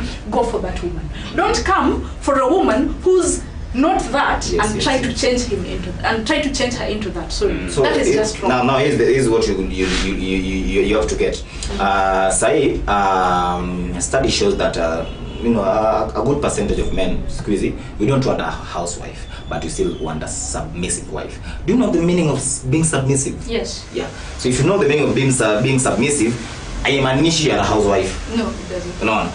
Being submissive. Okay, what is being submissive? To answer, so that I get to explain my point on what I know. What is being submissive according to you? When I talk about submissiveness, according to me, it's you see, when we are in the house, the man is the head of the family. Meaning, it doesn't matter if out there I am an alpha female. When I come back in, my husband is my husband. I will bring myself. Nice at the alphaness, I'm like I'm the wife. But that doesn't mean you boss me around like I'm your puppet. Being submissive means giving you the respect you deserve, giving you the honor you deserve, treating you like the head of my family. My king. You need my king. So here's the thing. Now that you've said that being submissive, tutaenda nayo point ya respect and honoring your husband and blah blah. Someone you respect, someone you honor. sana honoring someone, you know, honor now is such a big deal. Honoring someone you honor, most of the people that I know, most of the wives that I know honor their husbands, and I've seen it in a typical African marriage. Most of them respect their husbands, and they were naturally submissive. But in that is talking about our what do you mean by to honor? What do you mean by to honor their husbands? Kuhona, I want to use an explanation from a pastor. To honor, according to Pastor Shadrach, yeah, we had him here. To honor someone means knowing that someone is wrong. You come and say, I know that you're wrong, but because I honor you so much, I don't tell you that you're wrong. I wait until maybe we are here, this setting. I wait until we are two people, and the way I tell you is, I know you're wrong, but I don't tell you you're wrong. Even tukiwa watu wawili, but I still don't tell you you're wrong. I tell you, instead I tell you that this and this, we could do it this way. I want us to at least do this. Will make me happy if we do it this way. I know you're wrong. I'm not saying that check you're wrong, fanya hivi. I'm saying that uko sawa. Okay. Na mimi najua uko sawa, but nakwambia uko sawa, lakini tukitaka uwe sawa zaidi, hebu tufanye hivi. So that is what the pastor said about honoring. Me, I've not like read it in a dictionary or something. We had a guest here, Pastor Shadrach, who said that is what honor means. Do you agree with him? 120%. And then we have I don't time. Nasema respect is, I think he means respect is not being submissive. Being submissive. That she's man amesema respect is not being submissive. Tufanye hivi, tusiende mbali, acha tuangalie what is being submissive, Let me just talk to then let's go to AI. Then what is being submissive? If you guys were married today submissive. And you have house helps, would you let them cook ugali for your husband instead na mko kwa nyumba? So here's the thing, before chatting okay, I'm answer that first.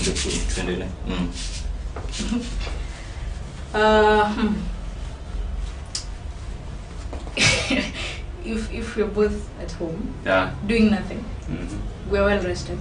Yeah, we are just chill. And we have a house help. Would I let her? No, it's not difficult. Would I let her cook for your husband? My husband. Sana ugali leta chipo. Tusende kwa Mrembo sasa. Tulete Mrembo kwetu. Leta chipo. Can I let her? Yeah, I can. You can. Yeah, I can. Yeah, okay. So. Okay, how about Rita? Okay. She got some Mrembo. Okay. You can. I can. Wait. Okay. If I'm up to it, I can cook. If I'm not, she does it. I've had women say that that's in that way you will let the house help. It's not like she'll be cooking. It's not like she'll be cooking daily. Yeah. If I'm tired. If you're tired. Yeah, she does it. If I'm up to it, I cook. Only if you're up to it. That is if I'm. Napenda. I love the choice of words you have.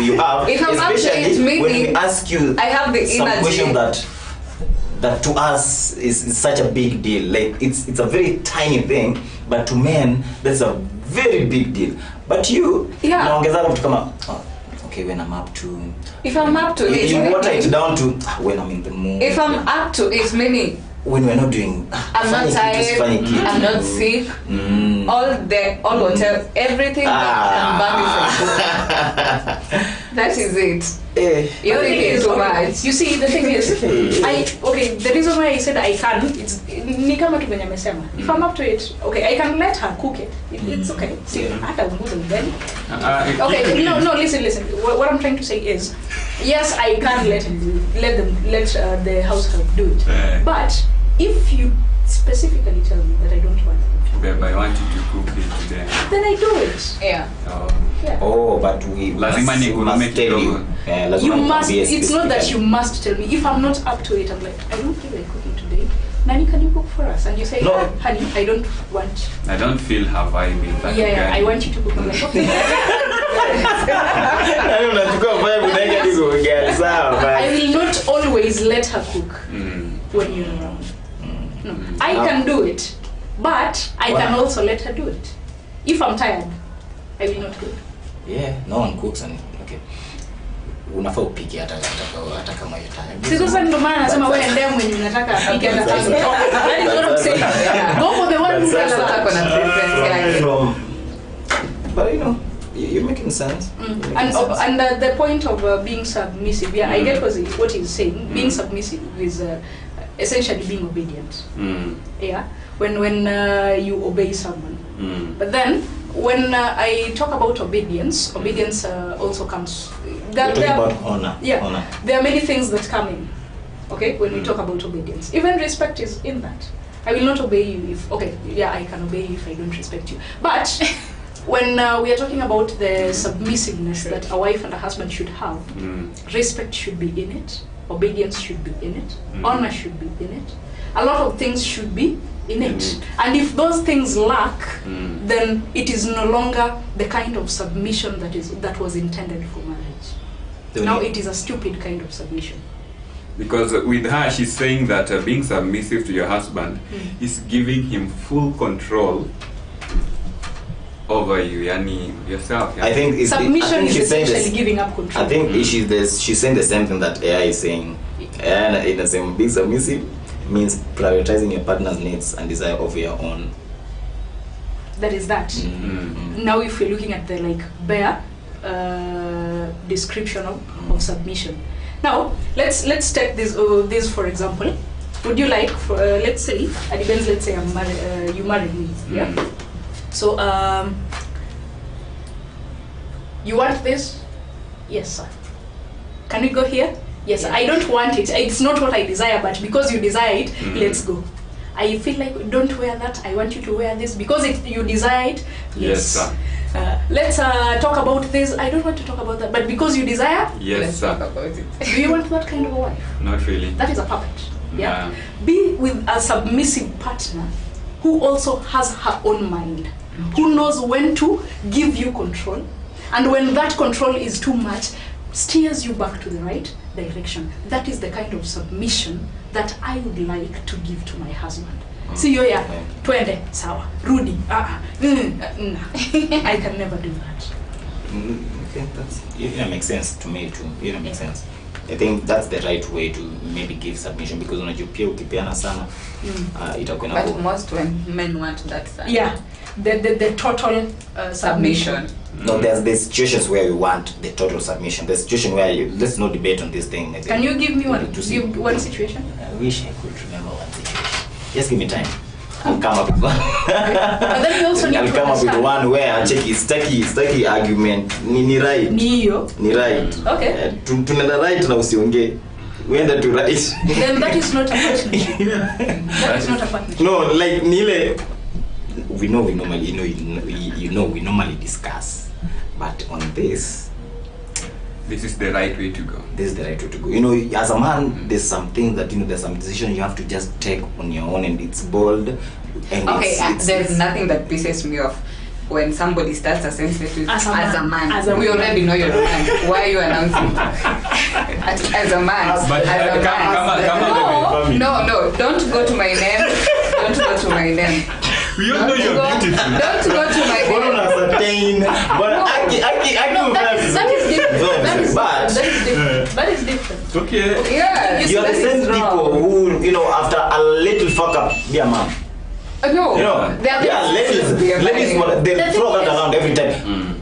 Be a man. Hey, Why can't you which stop is being a why woman? we are saying we are interested us. We personally we hate when people use those statements. Which is why You're already a I will man. never tell you be a man. Yeah. I will never tell you as a man you should. And I don't expect you to tell me as a woman you should. Please. No. Okay, but unajua, we were talking about some things that No. I wish I Okay, what you're talking about, you see, when you say there is a situation you're not willing to compromise. What I'm saying, what I propose for this kind of situation, sit down and talk about it. Tell them, baby, I'm not willing to compromise on this because of this and this and this. Tell me why you're not willing to compromise on it. I will see. And if I can compromise on mine, and if I cannot compromise, you see, in a relationship, there always has to be someone to compromise. But not always that person who compromises. You both have to compromise equally. That is when now it becomes a partnership that thrives. When it is one person who constantly compromises, They're going to be tired. Yeah, I agree with that. Ulisema from even the past time. Nah, I agree with that. Yeah. But there's situations where I'll not compromise, especially dealing with safety and security. You know, So there's a fire. There are things that are You are here. Nimekwambia enda right. Unataka kwenda left. okay, now that is just common sense. Yeah. No. Trust me, we Not literal fire. No, it doesn't have to be. Okay, when you see something is bad, yeah, and I'm insisting on doing it, yeah, but you tell me I'm not willing to compromise on this. Give me your reasons why. Yeah. Explain to me, because you know when I have my mind made up on something, I know why I want it. So tell me why you don't want it for me. That is how it works. You see, when you So yeah, this is the thing. Naweza kwambia, I'll tell you, but not now. So for now, enda to right. then You know, that is understandable. That's understandable. Sasa tuongelee shit home. Sahi I think I'm tuongelee kind of kitu home. stubborn because I will not move until you tell me why.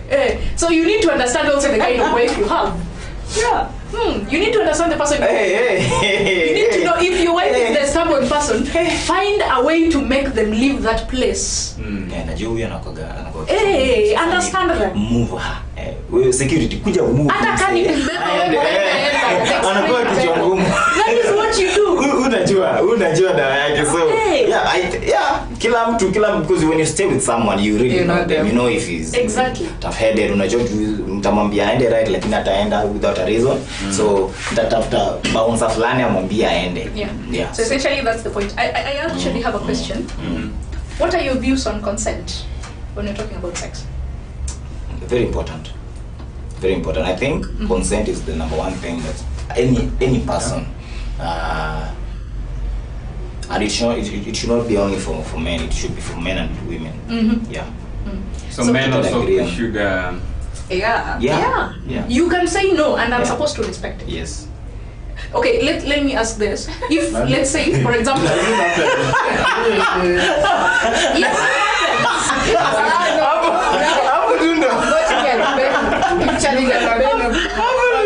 Buda, waambie wase no, usemi no. Buda ulilala wapi? Buda ulilala wapi jana? you have your reasons for saying you have your reasons. You want lazy. That's the problem. Okay, the thing is The same way. now that is where the problem comes in. The same way your man comes back home, you prepare this nice meal. I love fish and ugali and a pot. You prepare that and then like aonisha mula. Before I prepare it, I'll have to call you and tell you, honey, I'm making dinner. So don't Would you like everything. We are making your favorite dish. Okay, You told me not to eat, but I was with my boys, and to end up. We already hanging out. I won't be okay with that. I won't be okay with that. I told you. I put effort into it. You know, this all translates to the whole tough-headedness apple. Yeah. This Understand your so I'll understand you. Just namuelewa na najua ataboeka. Lakini bado mimi nitakuambia. Okay, back to consent. What I meant, it's true that some ladies will not And it's true, it happens. Now that is where the problem comes in, because they do not understand what consent is. If I were with you, let's say we're in a relationship, and I'm trying to put the feelers out, but you being a depends, you're not in the mood, and you tell me, Simba, nah. There is a chance that I'll be offended, true, because I'll feel like, and you feel, but then maybe you have your reasons for not being in the mood. But if you tell me no, I am supposed to respect it. Even if I feel offended, even if I am supposed to respect it. That is how consent works. Now let me ask you this. Let's say I come and we say yes at first, So we start, and then in the middle of it I say, no, I don't want this anymore. Will you respect that? Umeniacha huko juu. Hata kama umefika hapo, hata tukifika cloud 9 na useme yo, I'm just about to come and you don't want it anymore. Ntaacha. Because I tell you consent is very important. I don't know why it's just important to us. Me, I have a problem with ladies, consent and ladies, because you guys, you want consent, you really want consent from us. But you guys don't respect it when you tell tukisema no, you don't see our no as a no. Yeah, that is why I'm acknowledging we have a problem in that area. People need to be taught about consent, and consent can be withdrawn at any time. Hata kama ushaingia tu, we are starting and I say I don't feel like it anymore. You're supposed to. It is mean, it is wrong, but you're supposed to respect it.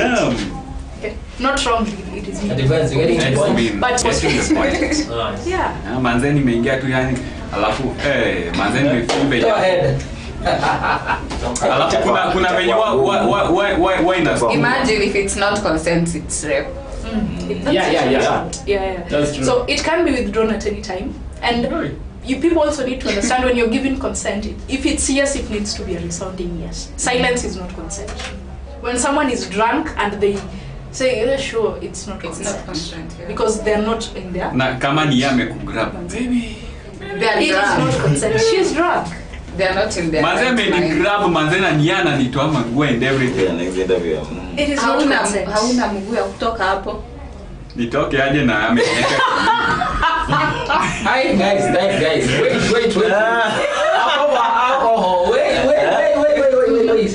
Alcohol. There is some similar like when there is a lady that when I would drunk called me when she's just drunk, and then now she bought all her. There is kind of people. Okay, it's a norm, it's a notion. Is it? Yeah. Is it? Yeah, there's this that have been eyeing you for like days, for months. How we go to in this setup like we're in just this flat, we neighbors, hi. So it finally happens, it just happened to have this kabash, we find ourselves in this place, and then we've had a nice time, blah blah blah blah. And then because I got sober or something, but then under the influence of alcohol, which but thinking like ayuko so, is it? Ayuko so because I'm under the influence of substances. But then bado anasema ukweli, God is deep down. Yeah. You get me? Like far above it. And this kind unapata when you remember anasema hiyo, and then ana break the distance. Ashafika kwako. They do that. Then boom. Are you drunk? In this case, are you drunk? What's the consent? It's all about there is no consent there. About me. But then you are not drunk. I'm not drunk, but I've been fucking like you're not drunk. It's okay. But it's okay. She says she likes me. Okay, fine. She will say she likes you. Maybe she does like you. She's confessing, yeah? And as you said, you've also been eyeing her for some time. If you wait until you guys are sober, will you die? But then if I wait, yes, I will. So you will. Hata ile confidence. Damn, no. This is for the moment. Like this was for the moment. You know how they are. Tomorrow, tell you something. Tomorrow approach with the same. Atasema. Then achana nayo. That is someone who does not know what she wants. Someone who can only be honest when she's not.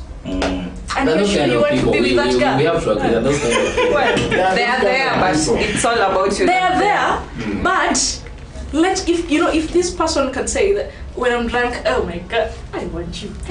You're so bad. Yeah. And then when I'm sober and you come to me, sing. Then it means if you sleep with this person when they're drunk, that is wrong. So what if the feelings are mutual and then you develop on how to act on the same, you make it like kama kosoba blah blah, Okay, kako sober and you have an agreement, you talk it out, then it's fine. That's what I'm talking about. Then it's fine, it's consent. But if one of you is not sober, it's wrong. Why? What if we are both in? If you're both drunk, it is still wrong because you're both not of sound mind. Sasa nani ataendea mwingine kwa koti in that meeting? No, but okay, it was on what ground? Sure, the court will see it as consent. You can be arrested for that. On ground. What said? There's no consent. They're not in their right mind. But in the right affection. It is used wrong. You know, people Should not in Kenya, people are very ignorant about the law. Vituka easy, these simple things land people into prison and for very many years, Maju. It happens. Yeah. So you should not be ignorant because you never know who you're messing with. Sahi sasa now I know right nikiitwa mechi na menini siendi kwa hiyo mechi. Yeah. There's no consent. So I even tell my friends, I tell everyone that before, even if you guys are in love and blah blah blah, before the sex, just Make sure there's consent. Just ask. But you see, when you're in love, Are you sure about this? You know, you sure we're doing this? Are you sure? You know. When just ask. It's just the way science comes in and biology. Yes. And you don't have to ask. That is not like asking. You just have to like take a second. Take a second. Consent every time. No. Exactly. That's what I'm asking. Yeah. Because for the first time, this is my woman. For the first time. For the first time, yes. But with your woman and with your man, will you have to like? Can we? Not in the mood. Okay, no, okay, you don't have to ask. You don't have to ask consent every time. But then what I'm saying, that's yes, you answer the move. And then your partner will be like, no, today I'm not like in the mood for it. Okay. And actually about consent. Now we had this nice dinner. We now cuddling in bed, and then one thing leads to the other. And then you're like, can you just do it? I don't feel like I'm in the mood for it. Will you ask the reason why? Yes. Is it in order to ask? Actually, the question is it in order to ask? Okay, you can ask, but you're not mandated to answer. If you don't want to, you don't want to. It's your right to give consent and take it away. You don't have to have a reason. I can ask, but you don't have to give me. It's nothing. I don't feel like talking about it. I'm like, okay. Alafu nyi mademu but you know, you see hivyo utakuwa ni hivyo tu, mbona utaki hivyo tu mazee sasa. But I think I've already told you no. Wait, I've told you no, I'm not in the mood. Wewe utaki ku explain why. Ili wewe utamove, nikwambia right, utamove unless I explain. I think that is why you have to understand the person you're with. So I understand you are exactly. Sasa mimi ni hawataki kuunderstand. Kama unanipenda venye niko. No. And that's bad. No. You're being selfish. Yeah. That is what they do. And I'm trying to say it's not that guys. It's normal. I'm not done talking. I'm saying it's not that I'll not compromise, but that is why at times ka weakness kanaingia, you know. Na wewe pia uwezi understand that at times. I'll get wapi? You see, I mean in which situation? It also depends on the situation. This one we were talking about fire. Yeah. That is different. And now we are talking about sex. Fire and sex, which is more important. Fire and sex, which is more important. Sex. It depends with whom fire, I'm saying. It depends with whom you ask. What? Like fire. Security. Yeah, literally fire. Yeah, fire. Like the house is burning. And I tell you to get the fuck out of the house and bado una that is common sense, sure. No. That's what I was hiyo sasa mimi nitakaa kwa nyumba ni ungue alafu. But it was not literal fire. Okay, fine. Exactly. I'm also not talking about literal fire. I can't really walk into trouble knowing that I'm going. I can't walk into trouble knowing that I'm saying no. Umeenda kuchapa kwa mtu mwingine, unaona? Umeona vizuri tumejaribu. Unakimbia kama kipenzi. Tumejaribu kwa Biblia. Ni kitu iko hapa. Uni mtu ameenda jibu kwa machuma. Wewe bado uko like, wewe bado unataka hapo ni project. Fabian was saying it's selfish. Remember I said at a certain point earlier that when you ask me if I'm not in the mood and I say no, when I tell you I'm not in the mood and you ask me why and I say I'm just not in the mood. And then you're saying that if I do the same to you and I demand an answer, that would be wrong of me. Yes. That is what I need you to understand. That would be wrong for me. And if anyone does that, tell them that is wrong. My consent is mine to give. And if I have reasons, I will give it to you. So if I don't have reasons, I just don't want it. Then it's you just don't want to. But for the sake of peace. For the sake of peace. Now that is your problem. That is your issue. If you feel like you want to explain yourself, you see, that is where yourself. That's the now. No,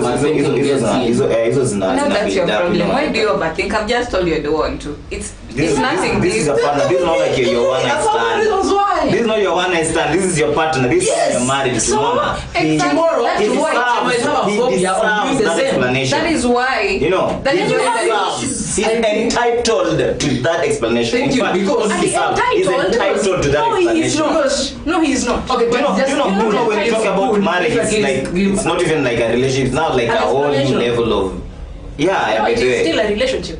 Guys, Just, what if tomorrow, it's maybe developed one. 3 days later, You're not the entitled again to tries the marriage is same. not a developed. And then before I try, I was telling Zama, what if you come last time? No, that's what Yeah. you overthink. Yeah, and that is your issue. That is something you need to work on. Just say, baby, Your today, like, own I'm just insecurity. tired, I'm not in the mood, I don't have the energy. You know, I feel like I'm outside way too a much bit under the weather today. Just That is give way a too much reason. explanation. Okay, I don't like explaining myself on You something. don't like But explaining. you have But to you- tell That's your okay. man. But you want something No, to explain I to would you. not want you to explain. Ukiniambia ni hivyo tu ni sawa I take. Utakubali this. Yeah. Okay, Because I don't tomorrow, think the same answer. tomorrow Na I kesho might bado ask you, ufanye, okay, if I feel insecure Yeah, about me- it, me- if I me- feel me- me- insecure, me- okay, me- the thing is, Yeah, if I feel na insecure vitu lazima about uexplain. at that point you just need to let it go. What I'm But saying if you is, feel if I insecure, feel insecure You about bring it up. at that moment, no. No, later on. Later on, I will ask, was there a reason why you didn't want to? You'll tell me, maybe Because of what? there was a reason, and I ask, was it because of me? Because and of if you say no, for the sake of peace. fine. For the sake of peace. Which is why, know whom you're with. Yeah, totally. If you need to give them peace for it to go, give them peace. You see, actually, That in is most- on you. In most It relationships, is it's a all you about problem. understanding. Understanding. That is it. If you have the right and communication, you're good to go. But So- sasa hivyo tu ni communication gani? Hivyo tu. Ati ni hivyo tu. Yeah. See, pengine I don't feel like talking about it then. Hivyo tu. Maybe Okay, like- exactly. Tell me like, I am not in the mood, but I don't feel like talking about it. Yeah. Thank you. Imagine That's that's better. enough. Imagine that's What's up, enough. Simba, do hivyo tu. You know, ile That's why we are saying communication. I'm not. I Yeah, don't feel come on. about it. Sahi, acha Communication kitambo. means Ndio you maana should know nasema, how somebody is. Yes. you are entitled to Kuna wenye- know. You know, you are entitled to know. Not that you are entitled. Ile sasa, If you're hata dating. kama si sahi hiyo, finally, you know, wanafaa kwambia, you know what happened last week. It was because of Jana, this and this ama and last this. month. or Yeah. It was because of this and this and this and this. Closure. Because uko What if I accepting. don't feel like I'm that comfortable sharing whatever is going on with you? With- Yo, why would I be comfortable? Why did you even enter? Why did you enter the marriage in the first place when you're not comfortable No, talking You about? cannot be that comfortable with Some someone. things I just choose. You need to Yeah. deal with them first before you Come on. share them with someone else. Someone else, or your husband. See, that is the Your husband is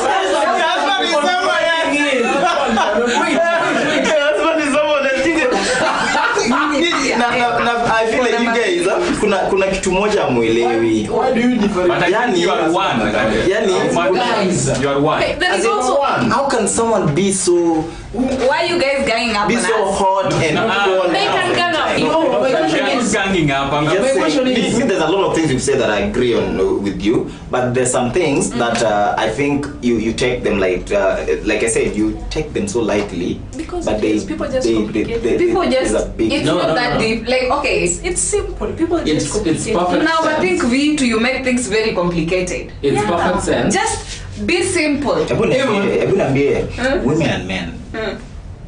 Mimi nafikiria, okay, women and You know women are more complicated than men. That is what you think. that is what you think, cause nobody Okay, is that according to you, complicated. men or women? Like complication, according to let's not me- even overthink it. The term when the term complication comes, who can you think of first? Of course. A woman or a man? A child. What? Is it? A child. A child. Yeah. For me, I A would toddler. think of anyone. That person is It's the complicated. situation. How? An adult, you're an adult, why are you complicated? If I wanna feed, I just cry. No, you'd not know whatever a child wants. But anyway, yeah, anyway. That is somebody who is complicated. That's because- Somebody But who they are can women. communicate Because is of not age. complicated. You can communicate. You just choose to complicate things. Yeah. You choose to. And then Women. you choose to overthink too. Yeah, exactly. There's I'm this girl leaving. I'm going. that I once If you brought to don't my beg her, place. you just This see me girl- going. That is what we are also saying. Yes, no. Jua mtu wako. Okay, every listen to advance. There's this girl I once brought to my place, and then I don't know what I did. Oh my god! And then I was there begging just for a single answer. I begged this lady to just speak to me for a whole fucking 1 hour. Aongee tu, aseme tu Babe, Ni mbaya yake. hii ndio shida. Niambie tu. Babe, nini mbaya? Nimefanya nini? Nilijiangalia nikasema what am I doing? Because in this case I was feeling like I was really belittling myself. I was demeaning myself to the lowest grade ever. Me begging for an answer from an old Amateur lady. mature person who should be speaking for herself, yani. Yeah? Unaona vitu kama hizo, I see them mostly appearing in ladies. They really have to be begged on things, and that's not really communication. Some people say silence is communication, but then in that case, I am here trying to inquire, really, what's the problem? Why can't you just communicate or talk things out like adults? Why must we complicate things? I have to really dig deep. Goal iko tu hapa. Alafu unafanya nichimbe chini nirudi tena makona machumchum nirudi ndio nipate goal penye ilikuwa tu hapa nje. Get? And okay, in that situation, your girlfriend is the problem, and she needs to work on herself. It is that she's no longer my girlfriend. Your your ex, she's the problem, and she needs to work on herself. If you're with someone who's that way, someone who can't communicate when they're going through something, they just want you to beg and beg and beg. They need to work on themselves. And you need to work on yourself. Your camera iko kwangu. That is a problem that you need to work on yourself, manze. No, there's a way that people deal with their problems. Sasa yeye ananiekea baggage, manze. Nikaa nimebeba bamburi cement. No, that's not even a tena quick baggage or something. Mtu kiuliza swali hivyo for a very long time na bado hataki kuku. And then finally she opens up. They open up finally. Kwanza kuna venye alisema si ulimjua vizuri ulifanya hii. Unajua vizuri. I'm so sorry it won't happen.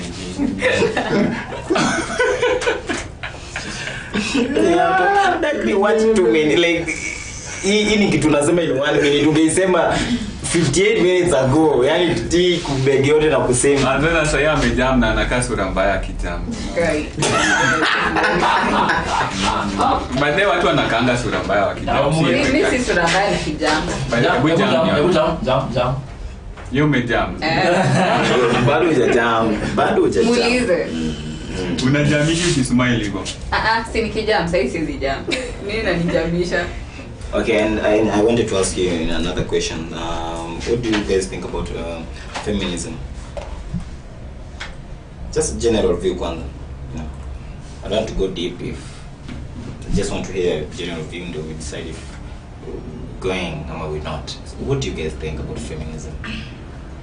Anything? It's okay. Feminism. When I think about feminism, to some extent I'm sad because there are people who claim to be feminists who have distorted the whole meaning of it. If you look at the people of old, the ones who actually started the feminist movement, they had a different vision altogether. What were they fighting for? Equity. They wanted equality, equal opportunities, equal treatment of rights. That is the kind of equality that feminism was all about.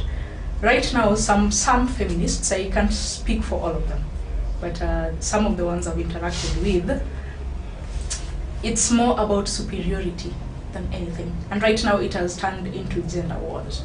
Who's better than who? Who can do better than who? What a man can do, a woman can do better. It's more of a competition than a movement that set out to ensure that women were accorded the same rights as men. When by a man, when a woman is killed, her death should be treated the same way the death of a man should is treated. When a woman wants a job opportunity, she should be given the same kind of audience that a man is given. That is what feminism is all about. But some people have distorted it altogether. So to an extent, I'm saddened by it. But I'm also proud that there are people who stood up so that right now, as a woman, I can sit here and speak about my opinion without being judged. I mean, okay, sure, there are people who judge me, but I don't care because they can do nothing. But there was a time when my opinion did not matter as much. Yeah. So to that, when it comes to that other side of it, I'm proud that it came up. But when it comes to the people who now misuse it for their own inferiority complex, then that now is saddening. Yeah. I'm in the same mix. Okay, I'm in the same mix. And currently, most females in the feminism, whatever, they don't even understand what feminism is about. Yeah. So the meaning is lost, long lost for most people. So ikikuja huku nje, they portray a different meaning than it should be.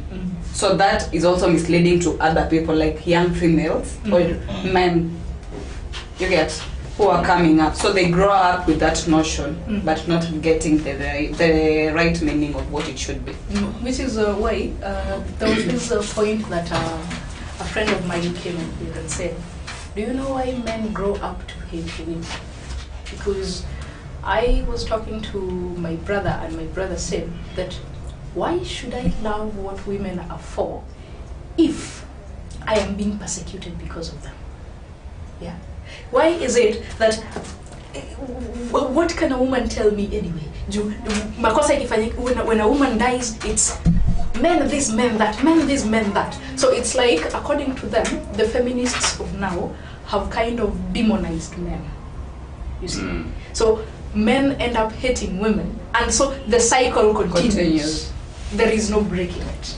We should live in a world where when a woman dies and a woman stands up, you see, there is a place where people go wrong. That when a woman dies and someone stands up, femicide is wrong. And then you, as a defense, you come and say, even men are being killed and no one is doing anything about it. Is that the proper platform to do that? No. At that point, you're just supposed to come and say, indeed, it is wrong to kill this woman. And when a man dies, and someone says, what they did to this man is wrong. And then me, I come and say, if it were a woman, they wouldn't be fighting like this. Is it right of me? No, it is not. When someone dies, their mother should be treated equally with the same with the same equal rights. That's supposed to be. It's not supposed to be who is better than who. When this is done, we should also choose our platforms. You seem to have like you seem to have the right answers. Like, actually, is it like the answers, or you're actually living what you're saying? Because there are people who, most of the time, there are ladies. There are a lot of ladies, because there are a lot of feminists who if they ask that, are you a feminist? They'll say, I just support the way, the equal opportunities part of it, and maybe, the equal chances and everything. But now, if they don't put that into action, scenarios are where we've seen a lot of women claim that men are not given equal opportunities. No, situations where women complain that they're not given equal opportunities, zinakuwa more of leadership positions. Because truth be told, we still have more presidents who are male than female, and it will remain that way for a very, very long time. Why do you think women right now hate this whole concept of whatever? There's a woman in country, Botswana, that the last time that they were having an election, alikuwa inaitwa nani, nimesahau jina yake. But the point is, she was complaining about equal rights on being given the position of being a president because she's a woman. Most of the women want positions just because they are women. No, nothing else. You want to be a manager in a company, you play that card of, I'm a woman. I rose to this position. I rose to maybe being a CEO or something. So I think it's only right to be given that position. Whereas I feel like just like men, when I want a bigger position, I should not be arguing about me as I'm a man. I should be arguing about my credentials and my, my certificates and my achievements and everything that should be giving me that position. So I feel like most of the time that we're talking about, that's why I asked about feminism first. You guys will say, you'll say that you support it, and you'll support, and you'll say how you're against some part of it and everything. But now in real life situation, how you handle some things shows a lot of question marks on how you answer some things. When on that, you see, there is something you also need to understand, that women work twice as hard to get to where one man would. You see the way you work hard to get to where you are? I have to work twice as hard to get there. That is something you need to understand. Just listen.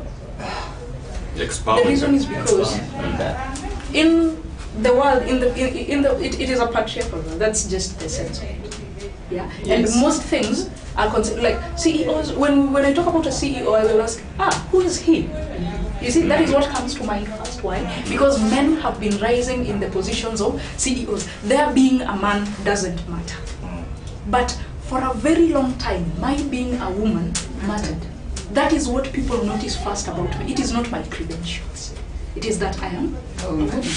So I have to work to show you that I am worth this position, even if I'm a woman. You see, you don't have to go through that. That is something you need to know. You don't have to go through it. So the same obstacles you meet when you get to that point, they're not the same obstacles that I meet when I get to that point. And get this one. You've just said this woman has risen to the point of being a CEO, and now she feels like I need now to be the head of the board or anything else. Yeah. Give it to me. I am a woman. I should be there. For this woman to have risen to this point of CEO, trust me, there is possibility that she's even more qualified to be the head of that board than the person who is. There is possibility, I've said that, yeah? But there is also possibility that she just deserves to be the CEO, because that is where her credentials put her. If we were in a perfect world, this woman would be like, the people would be like, this and this is why you are CEO. And right now, most boards, when it's a man at the helm, people want to say that we accept women, we bring them in. You see, we are a womanized division. It is a thing for publicity. Some of them brought women there just to show that they include women. They are women. Not because they think these women deserve it, but sometimes they do. So you need to know that the same things you go through, they are not the same ones I go through. Yes, people, when you go there to ask for something, they look at your credentials. For me, they will see that I'm a woman first before they consider my credentials. And they will ask for more despite the credentials. But then, siku hizi watu wanaangalianga haga huko na. That's why I wanted to answer you. You told me that women you go through, you must work twice as hard to get where I am. I'll really argue that maybe you're living a different world I'm living in, because according to my world, the world that I'm living in, I think a woman should work. I think a quarter of what I'm doing to be in my position. Yeah. She should be doing a quarter of what I'm doing to be even bigger than me. So you see, when you say that, quarter of when you what say I'm because akona haga, so this one should bring them more. That one makes you wrong. Do you know why? Because you've objectified this one. Meaning, what actually gives you the qualification to be here is your ass. Nothing else. Listen to this. There is something I was looking at the other day. What in the world are we thinking about that we measure the value of a woman by the size of her backside? What does that make us? A society that has fallen so far behind that we need to work on ourselves. That is what it is. Exactly. Because you being a woman, it should not have a saying as to how you should be treated. But where you should work. You are human. I am human. Treat me as a human being. The same way you would treat your brother is the same way you're supposed to treat me. It's not because... But you agree that most of the time women get ahead because of how they look. Yeah, it Because happens. they're objectified. They're objectified. That's the society of You know, today. in such a situation, I have realized that my brains are not going to help me. Sure, I'm smart enough, but they're not going to help me. So what do? I use something else that is going to Use what you've got. So I am being, I am using what. But the thing is, there is this point I told a friend of mine. He asked me that if you are in a certain company and you are promoted because you are a woman, not because of your value, would you take the position? And I told him yes, I would. And he asked why, but people are advocating for feminism, and I say, first of all. Okay, the thing is, personally, I'm not a feminist because I usually go for things that I believe in. I have to study it before I advocate for it. And right now, I'm still studying it, so I still don't have a standing. So I told him I would take the job because they promoted me because I'm a woman. But when I get there, I am going to do my job so well that they will regret not having promoted me in the first place. Yeah. So I am going to take it, no matter why they have given it to me, and then I am going to do the best I can in that position. The way I would have any other position, I'm going to work. So that is it. Whatever you said is actually true. I agree and I object. The era when women used to work twice as hard as men was long gone. Oh no. Long gone, it is. That's crazy. I think it's the last era was, I think, the era of our parents. That is when a woman really had to work her ass off. Yeah, a woman really had to work her ass off so that she can be in the same standard as a man. Many do. But in our society, I'm just saying, if it was in our society, guys, trust me. I think I've experienced this more than actually once. We've experienced once. More times in our lives. It's the society, not us. Yeah, actually, it's the society. It's the society because let me tell you, how many women do we know? Actually? Wangapi. Okay. Because they're in this position because of their bodies. They're objectified. And that's the norm. You see, women are out here like the ladies right now. How should I work? There's a man out there working for me. If not, I'll just definitely go to his dad or something. Which is why what you've said is wrong. You see, you contradicted yourself. You say that the era. Wait. Let me just finish up. We'll come and objectify me later on. Now, one thing was the era when women used to work hard. And do we agree, like, does this still happen today? Yes. In the society of today? Yeah. These few women. The point is, it still happens. It still happens, yes. They're not few women. You've just met a population. No. Statistics. And you just When is statistician? Let's deal with statistics. Let us just give us the statistics. The numbers. Okay, give us the numbers. The numbers. Statisticians. Mungu says KNBS. I know. Give us the numbers. says, you say I'll be lying. But what I know, I don't want to be accurate because I may not have the actual figures. Yes. But guys, right now, women are in those positions. It's not because of they merited it, because of they worked hard or something. No. Actually, more like I think it's about 60%. Manager finally come. There was this joke Aura did the other time. I know this guy called Aura. Do you watch him on Facebook and YouTube?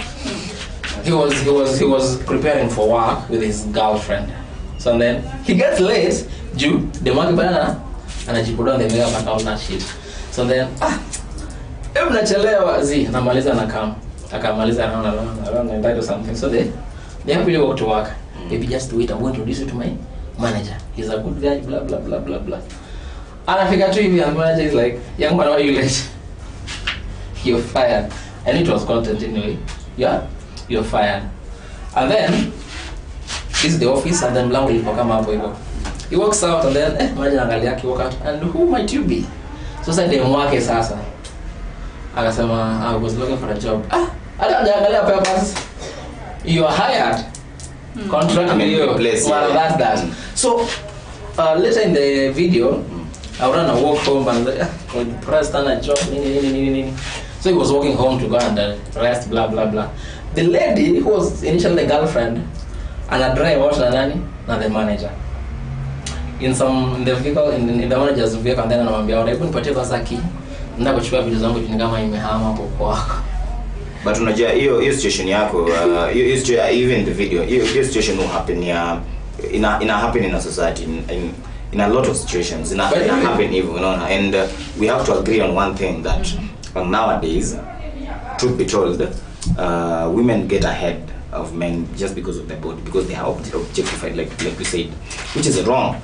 But it is what happens in the society. So nobody should be faulted like Johnny Makosia women. I know there are women who are genuinely smart, who are thriving and pushing themselves, and they're in the right for their family because of their brains, or maybe their hard work or something. True. I know women like that, Wow. but I also know plentiful of them who didn't deserve what they got. So you see, in such a situation, that is why I'm saying we are not supposed to. Okay, it's true. We are not supposed to blame anyone. We are not blaming anyone. But again, we are supposed to blame ourselves because we create the society. Yeah, we are the society.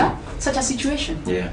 You see, in a world where, okay, let's say for example, I get myself to a position of CEO. I used maybe my something else other than. Okay. Go slowly, Adi. Go slowly. I used something else to get that CEO position. So I didn't get it because of my qualification. I got it because of my body. You see, in such a situation,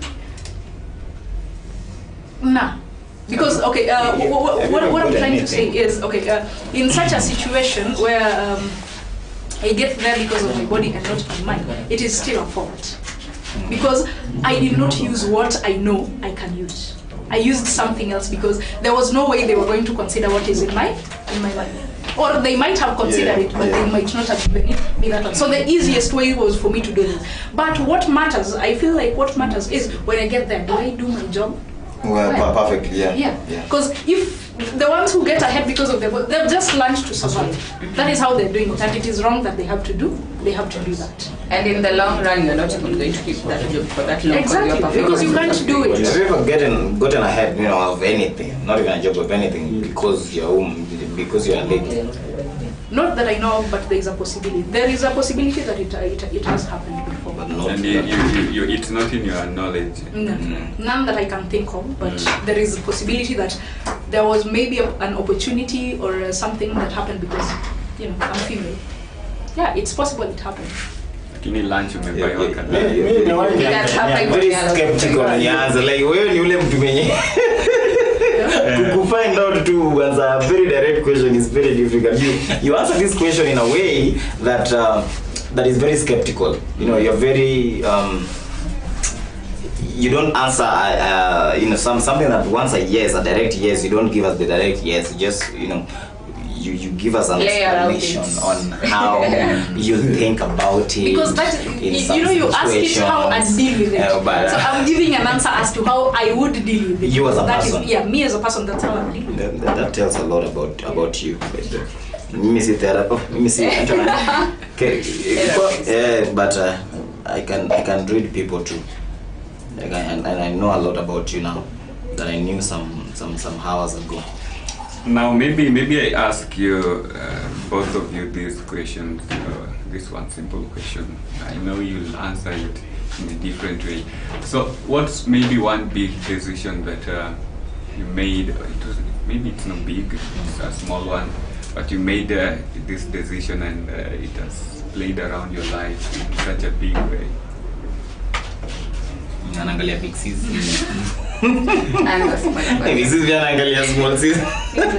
The decision let me rephrase it if I understood it.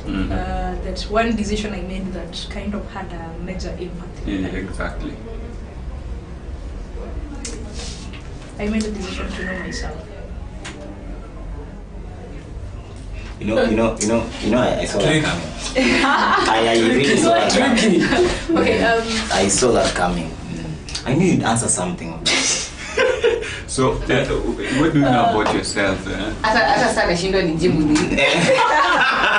No matter, you direct the question to the basis of us. Tuwaliza na alafu tutakuja kwa Joy baadaye. Joy anazima moja. Anachukua maji. She's very skeptical with the answer. I'm telling you. What I mean by that, I made a decision. When I say I made a decision to know myself, it's that there are points in life where things were not going quite the way I wanted them to. Like I'd do something and for some reason it wouldn't just pan out. So I had to take myself to a meeting and ask, what am I doing wrong? Why am I not getting traction? So you just sat down and yeah, I do that a lot. I talk to myself a lot. So at that point, that is when I realized that for things to be better, I should not wish for the situations to be easier. I should wish for myself to be better. So that is when I decided to work on myself. What is going to make me succeed? How am I going to make this and this happen to me? So that is it. So. Oh, Mrembo. Amani? So Mrembo. I said all those are my names. You can call me Mrembo. Mrembo. What was the question again? It was the big decision you made. A decision you made that had a major impact in you. But it still maybe To know people's intentions earlier on. so sasa nikikuja kukukatia. I know what you're after immediately. Utajuaje? I know, honey. That's One, I'm a woman. Two, I'm a therapist. Sasa hii utajua sasa And hii. three, it's something that I have. experience. Yeah, I have experience. One, two, naturally. Sasa hii nikikukatia wewe utajua nataka nini hata. Yeah. From the way you'll do it. I'll know.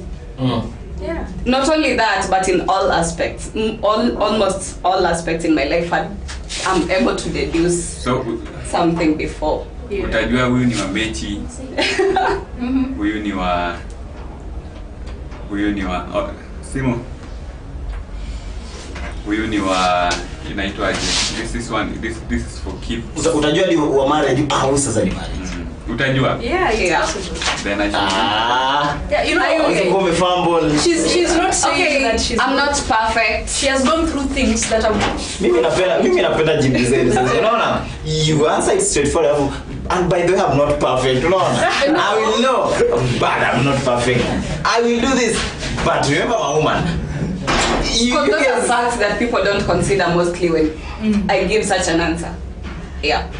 They feel like they just take it literally, not knowing that I'm human too. So yeah, I just have to remind them. Yeah, but I prefer that you know next time other time that you answer questions like those ones. I prefer that before us asking the next one, just say blah blah blah. But remember, let it be in your answer because someone mtata consider vitu kama like you said you can read someone perfectly well. Unaona unaweza jua intention yake from the first conversation with you, right? People nowadays. No, as it goes, I didn't say first conversation as per se. Yeah. As it like depending duration, like a week. Unaweza kumsoma vizuri. A week is too much. Maybe 2 days. Mine are quite like 5 minutes. Mine are quite easy to read. Good. Now in 2 days. Mine are quite easy to read. Good. Yeah. 2 days. Yeah, but now you should meet an actor. You should meet an actor. If you're an actor, no, you're an actor. I have a friend of mine who. There are really things you cannot fake. You cannot fake your intention. You can't fake that. No matter how much, there is a way inaenda kutokea. Yeah. My intentions are noble and you can fake your intentions. No, you can't. I think that is the You can easiest hide way. them. That is You the can easiest hide way. them, but you can't fake them. okay. Yeah. Yeah, you can hide it. But you can't fake it. So I know how to spot the fakers. Yeah. You can't fake. You can just hide, but you can't fake. Sasa utajuaje? Mimi nimekuja There is always a time. There is always something you'll do. That is going it's to human fake. behavior. There is something you'll do that will give you. Hey, psychologist. It's always a way. What is it? Utajuaje kama mtu akona bad intentions sasa? There are people who really know how to. I know people know how to. Then you can also go know who is having good intention. Utajuaje mtu akojeni na mtu mwenye huyu ni actor tu. Okay. How will you know? Na kama huyo mtu mwenye akona good intentions hajajitokeza. Yeah, because there's there's So I should just be with the one mwenye akona bad That intentions. is the Hakuna same mtu thing I ana. was talking about. No, I'm saying but and we even talked about it. Kuna mtu mwenye is a good person. but you won't see the good in him or That her is before you know him, Yeah. like or her. No. I was saying that Okay. some people you might judge them wrongly. The intention, that is. If I have to wait to see that you're a good person, then you're not really a good person. Let me again ask you this. There are people. If you must We've wait got to say that I'm good, a lot of our then I'm youths good. who've been killed in these so-called That is me trying to DMPs. convince myself. No. They've seen the good intentions of these guys until they've been lured into the Airbnbs, and then they find themselves there. So in that case, will you also have you ever? The worst people. How will you know that this person the is ones who are not going like to kill you? I don't From know. how somebody communicates, you'll know. Meaning this Have person. you seen the type of text these people send these ladies? Zikiwa online. Have you guys seen? Clearly, if you're of sound mind, hao wasichana wanakuanga wadogo. So They are very young, most of them. So they're quite naive and they're just getting into the world of knowing men and all that. So they are quite naive. They don't know. They don't have that insight. But as where I am now, I know. I've got insight. I've got experience. So wewe siwezi kupeleka Airbnb. huwezi nipeleka Airbnb uniue. Lakini hiyo nyingine hiyo nyingine si kukua. Hiyo ngine ni bebe. That I'll know. If I want to, yes. If I don't want to, no. That's nice. Yeah, we settled on that. If you already say that, if you want him, you want him. But for the one you want him. Intention zako ziko sawa. If you don't, you don't. We settled on that. And maybe to just wind it up, tell us something that whatever. Because you guys, you did psychology. Nyinyi wawili. Yeah. Mmefanya. Oh, you did the clinical, and then. Counseling.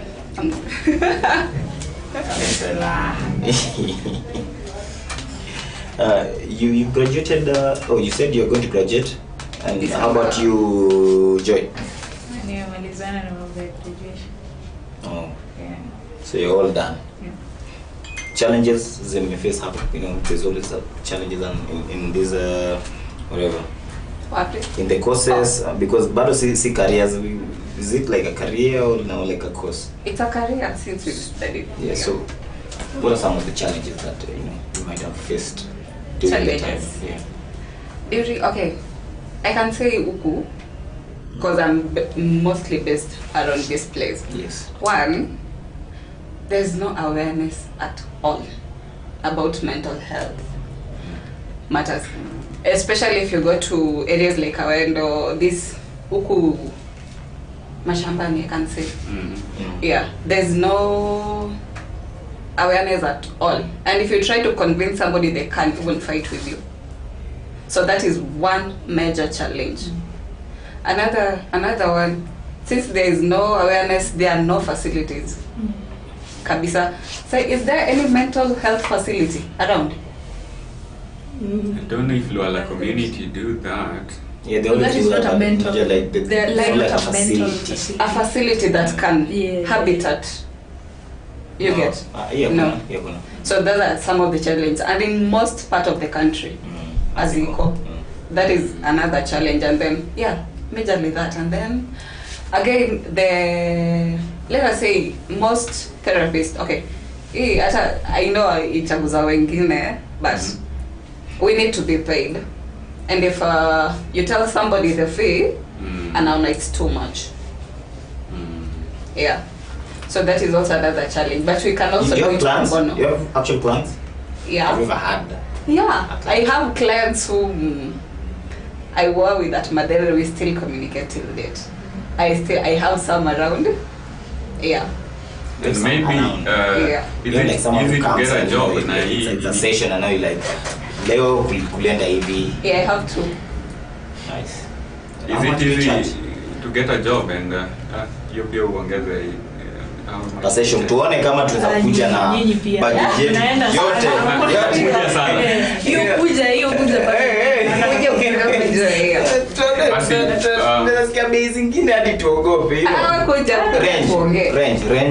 Range. Currently, I'm not certified, so I do most of them pro bono. So range yako? Pro bono. What do you mean? I don't charge. Yeah. Nice. But I might start charging because I really need money. Okay, don't start charging for the pod.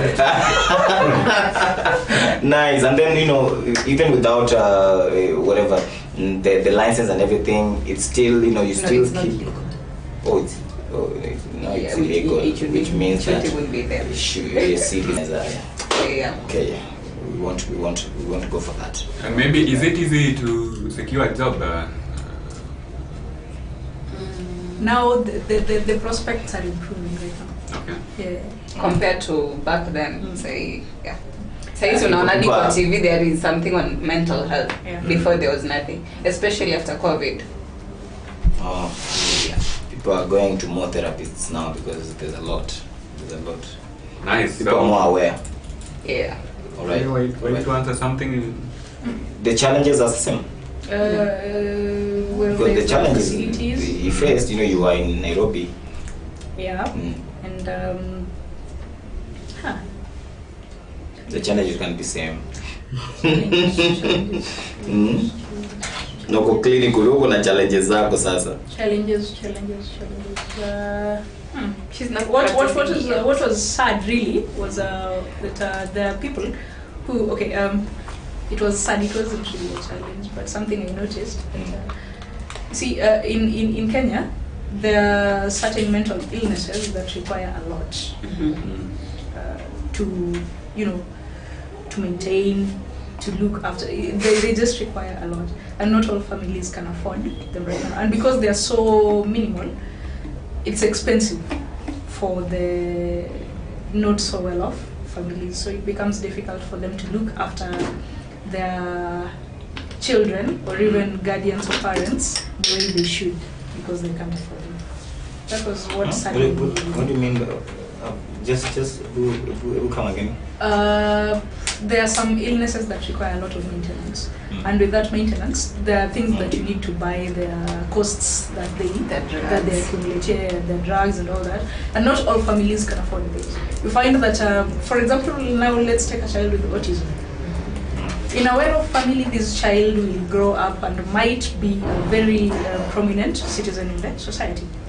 But in a not so well-off family, they might not even know that this child has autism until later in life when someone tells them, there is something. But they cannot afford to look after this child the way that other one is looked after. So there is that biasness. Yeah. What do you think are some of the challenges that women face in today's world, according to these careers? Because you guys are studying one of the most, I can say, you won't like me using this word, but complicated careers. Some of the challenges women face, like we mentioned earlier, objectification. Most see for how they look, not what they can do. Yes. And then another we have the old mentality, the traditional this is what a woman should be, this is what a woman should do, this is how a woman should behave, this is how a woman should talk. Such kind of thing. You see, the stereotypes, they kind of affect how women survive in the world today. And also, you find that most of the time when a woman is tough in her job, she's described as a bitch. When a man he's seen as tough.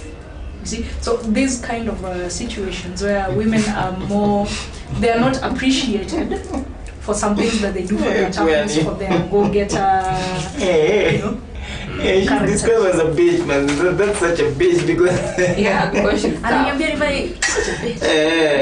So it's difficult for them to succeed in a world where people see them as villains, where they see men as people who can succeed. And then another challenge that women face is sometimes we can't be our own worst enemies because we try to prove so much that we end up losing ourselves. So it becomes difficult to be your authentic self in future, to be what the society needs, to be what that company needs, to be what the nation needs. That is why I feel like that is one of the reasons we haven't had a female president yet, and also we are not that forward thinking as a country. We are not the head. That is just not okay. How do you think we can achieve this? The whole equality, in gender. We need to work on ourselves. Each and every individual needs to work on themselves. You need to teach yourself that it is okay for a woman to be at this position. It is okay for a woman and a man to do this and this. You need to teach yourself to accept it, because as we said earlier, we are the society. We make the society, and change can only begin with one person, and that can only happen if we master ourselves, and that is the most difficult thing.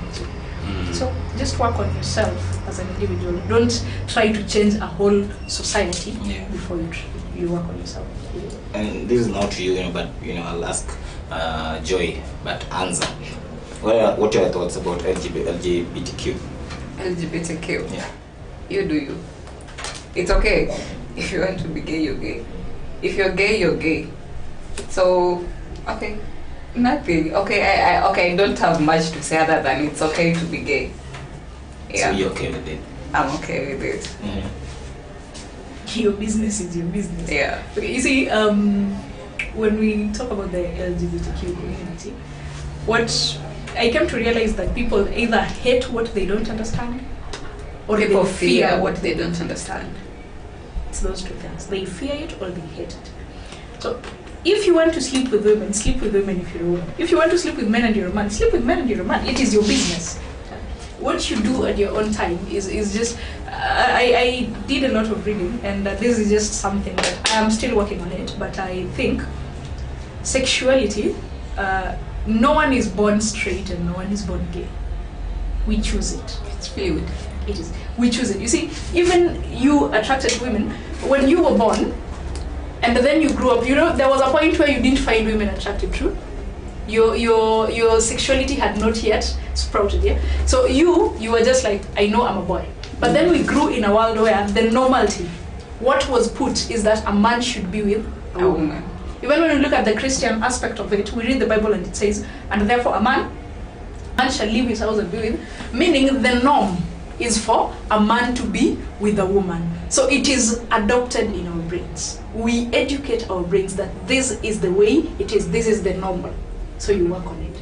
But then you find that I grew up in a world where men are supposed to be with women, but then I don't like men so much. I kind of like these men. It is just a matter of wiring yourself. It is the mind.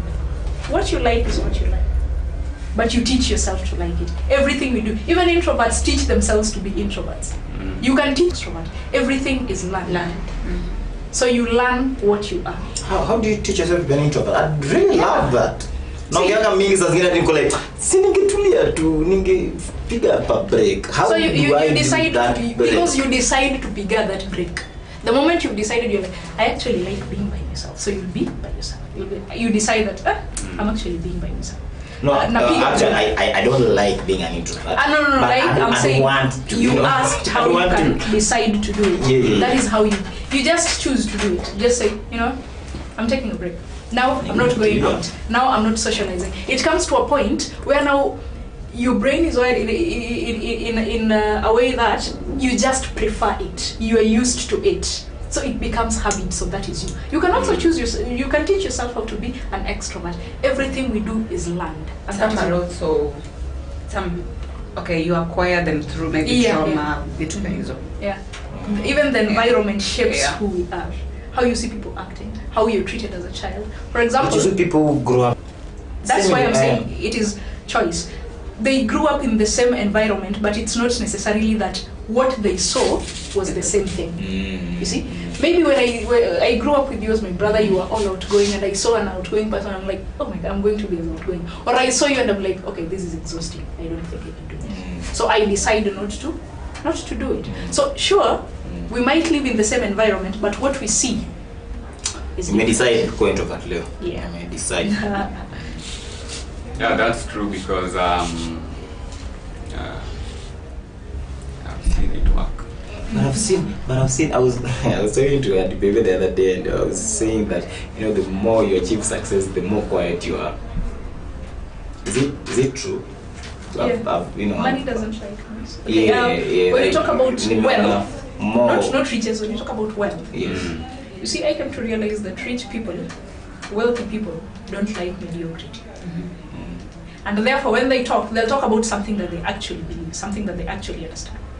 When you wanapiga kelele hapa na pesa zao, they're not wealthy. They're just rich. They have a lot of money, but that does not make them wealthy. Can you define wealth then on that matter? Wealth and richness. Wealth is a long-term investment. And then riches? Riches can end any day. So meaning you can define. I can be rich for a day. Okay, if I want Sasa ni mita moja tu umewin I'm rich, right? Next week see But wealth ni wealth, yeah, you have Wealth a lot, you have, like, whatever. yeah, You have some legacy, something you can. all the money. Now all the money is defined. All the money is as wealth. All the money the wealth there. New money is See, there's new money which is wealth too. Yeah. okay. Someone said that it's easy to make $1 million shillings, but to keep it, no, that is where the problem comes in. I get it. Nice. I get it. Kuna swali yenye, there's a guest that left a question and you guys mtamtacha pia them for the next guest. That's how we normally do. Then I feel like we still have a lot more to talk about. Yeah. Tujasema mengi. Mimi umejua napenda, kuna vitu napenda na sijaguzia. Najua. Sijaguzia maneno. I'll spare a whole day. Spare haraka. Najua Kenya kitubia jongelea. Fanya hivi, ongelewe maneno, ask what you gotta ask and then we move on. So, are you guys dating right now?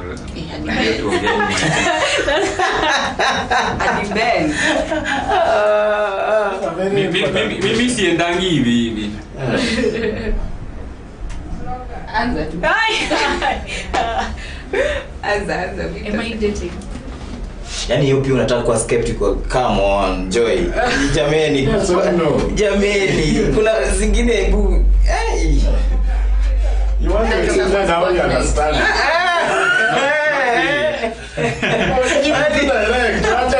That is putting us too much spotlight. All right. Wengine niko na watu na. Yeah, watu si hata mtu. Tunasema tu ya dating. Watu watajua you are dating. Wengine yeye anajua tuko talking stage ashangae. Kwani Nishapromotiwa. Nishapromotiwa. Mimi squeeze najua. Mimi like even from your answer, it already tells me where you are. So. Okay, where am I? Am I dating? Nyuma tent. Tuongelea hiyo maneno. So thank you so much you guys for taking your time to just have this candid conversation with us.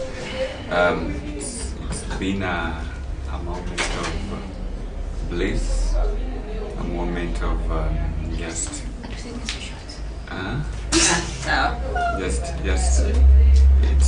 it's been a wonderful moment or a worthwhile moment. Yeah, so because you said I'll give you an opportunity, just air out your social media handles and your I didn't follow us. Yes, and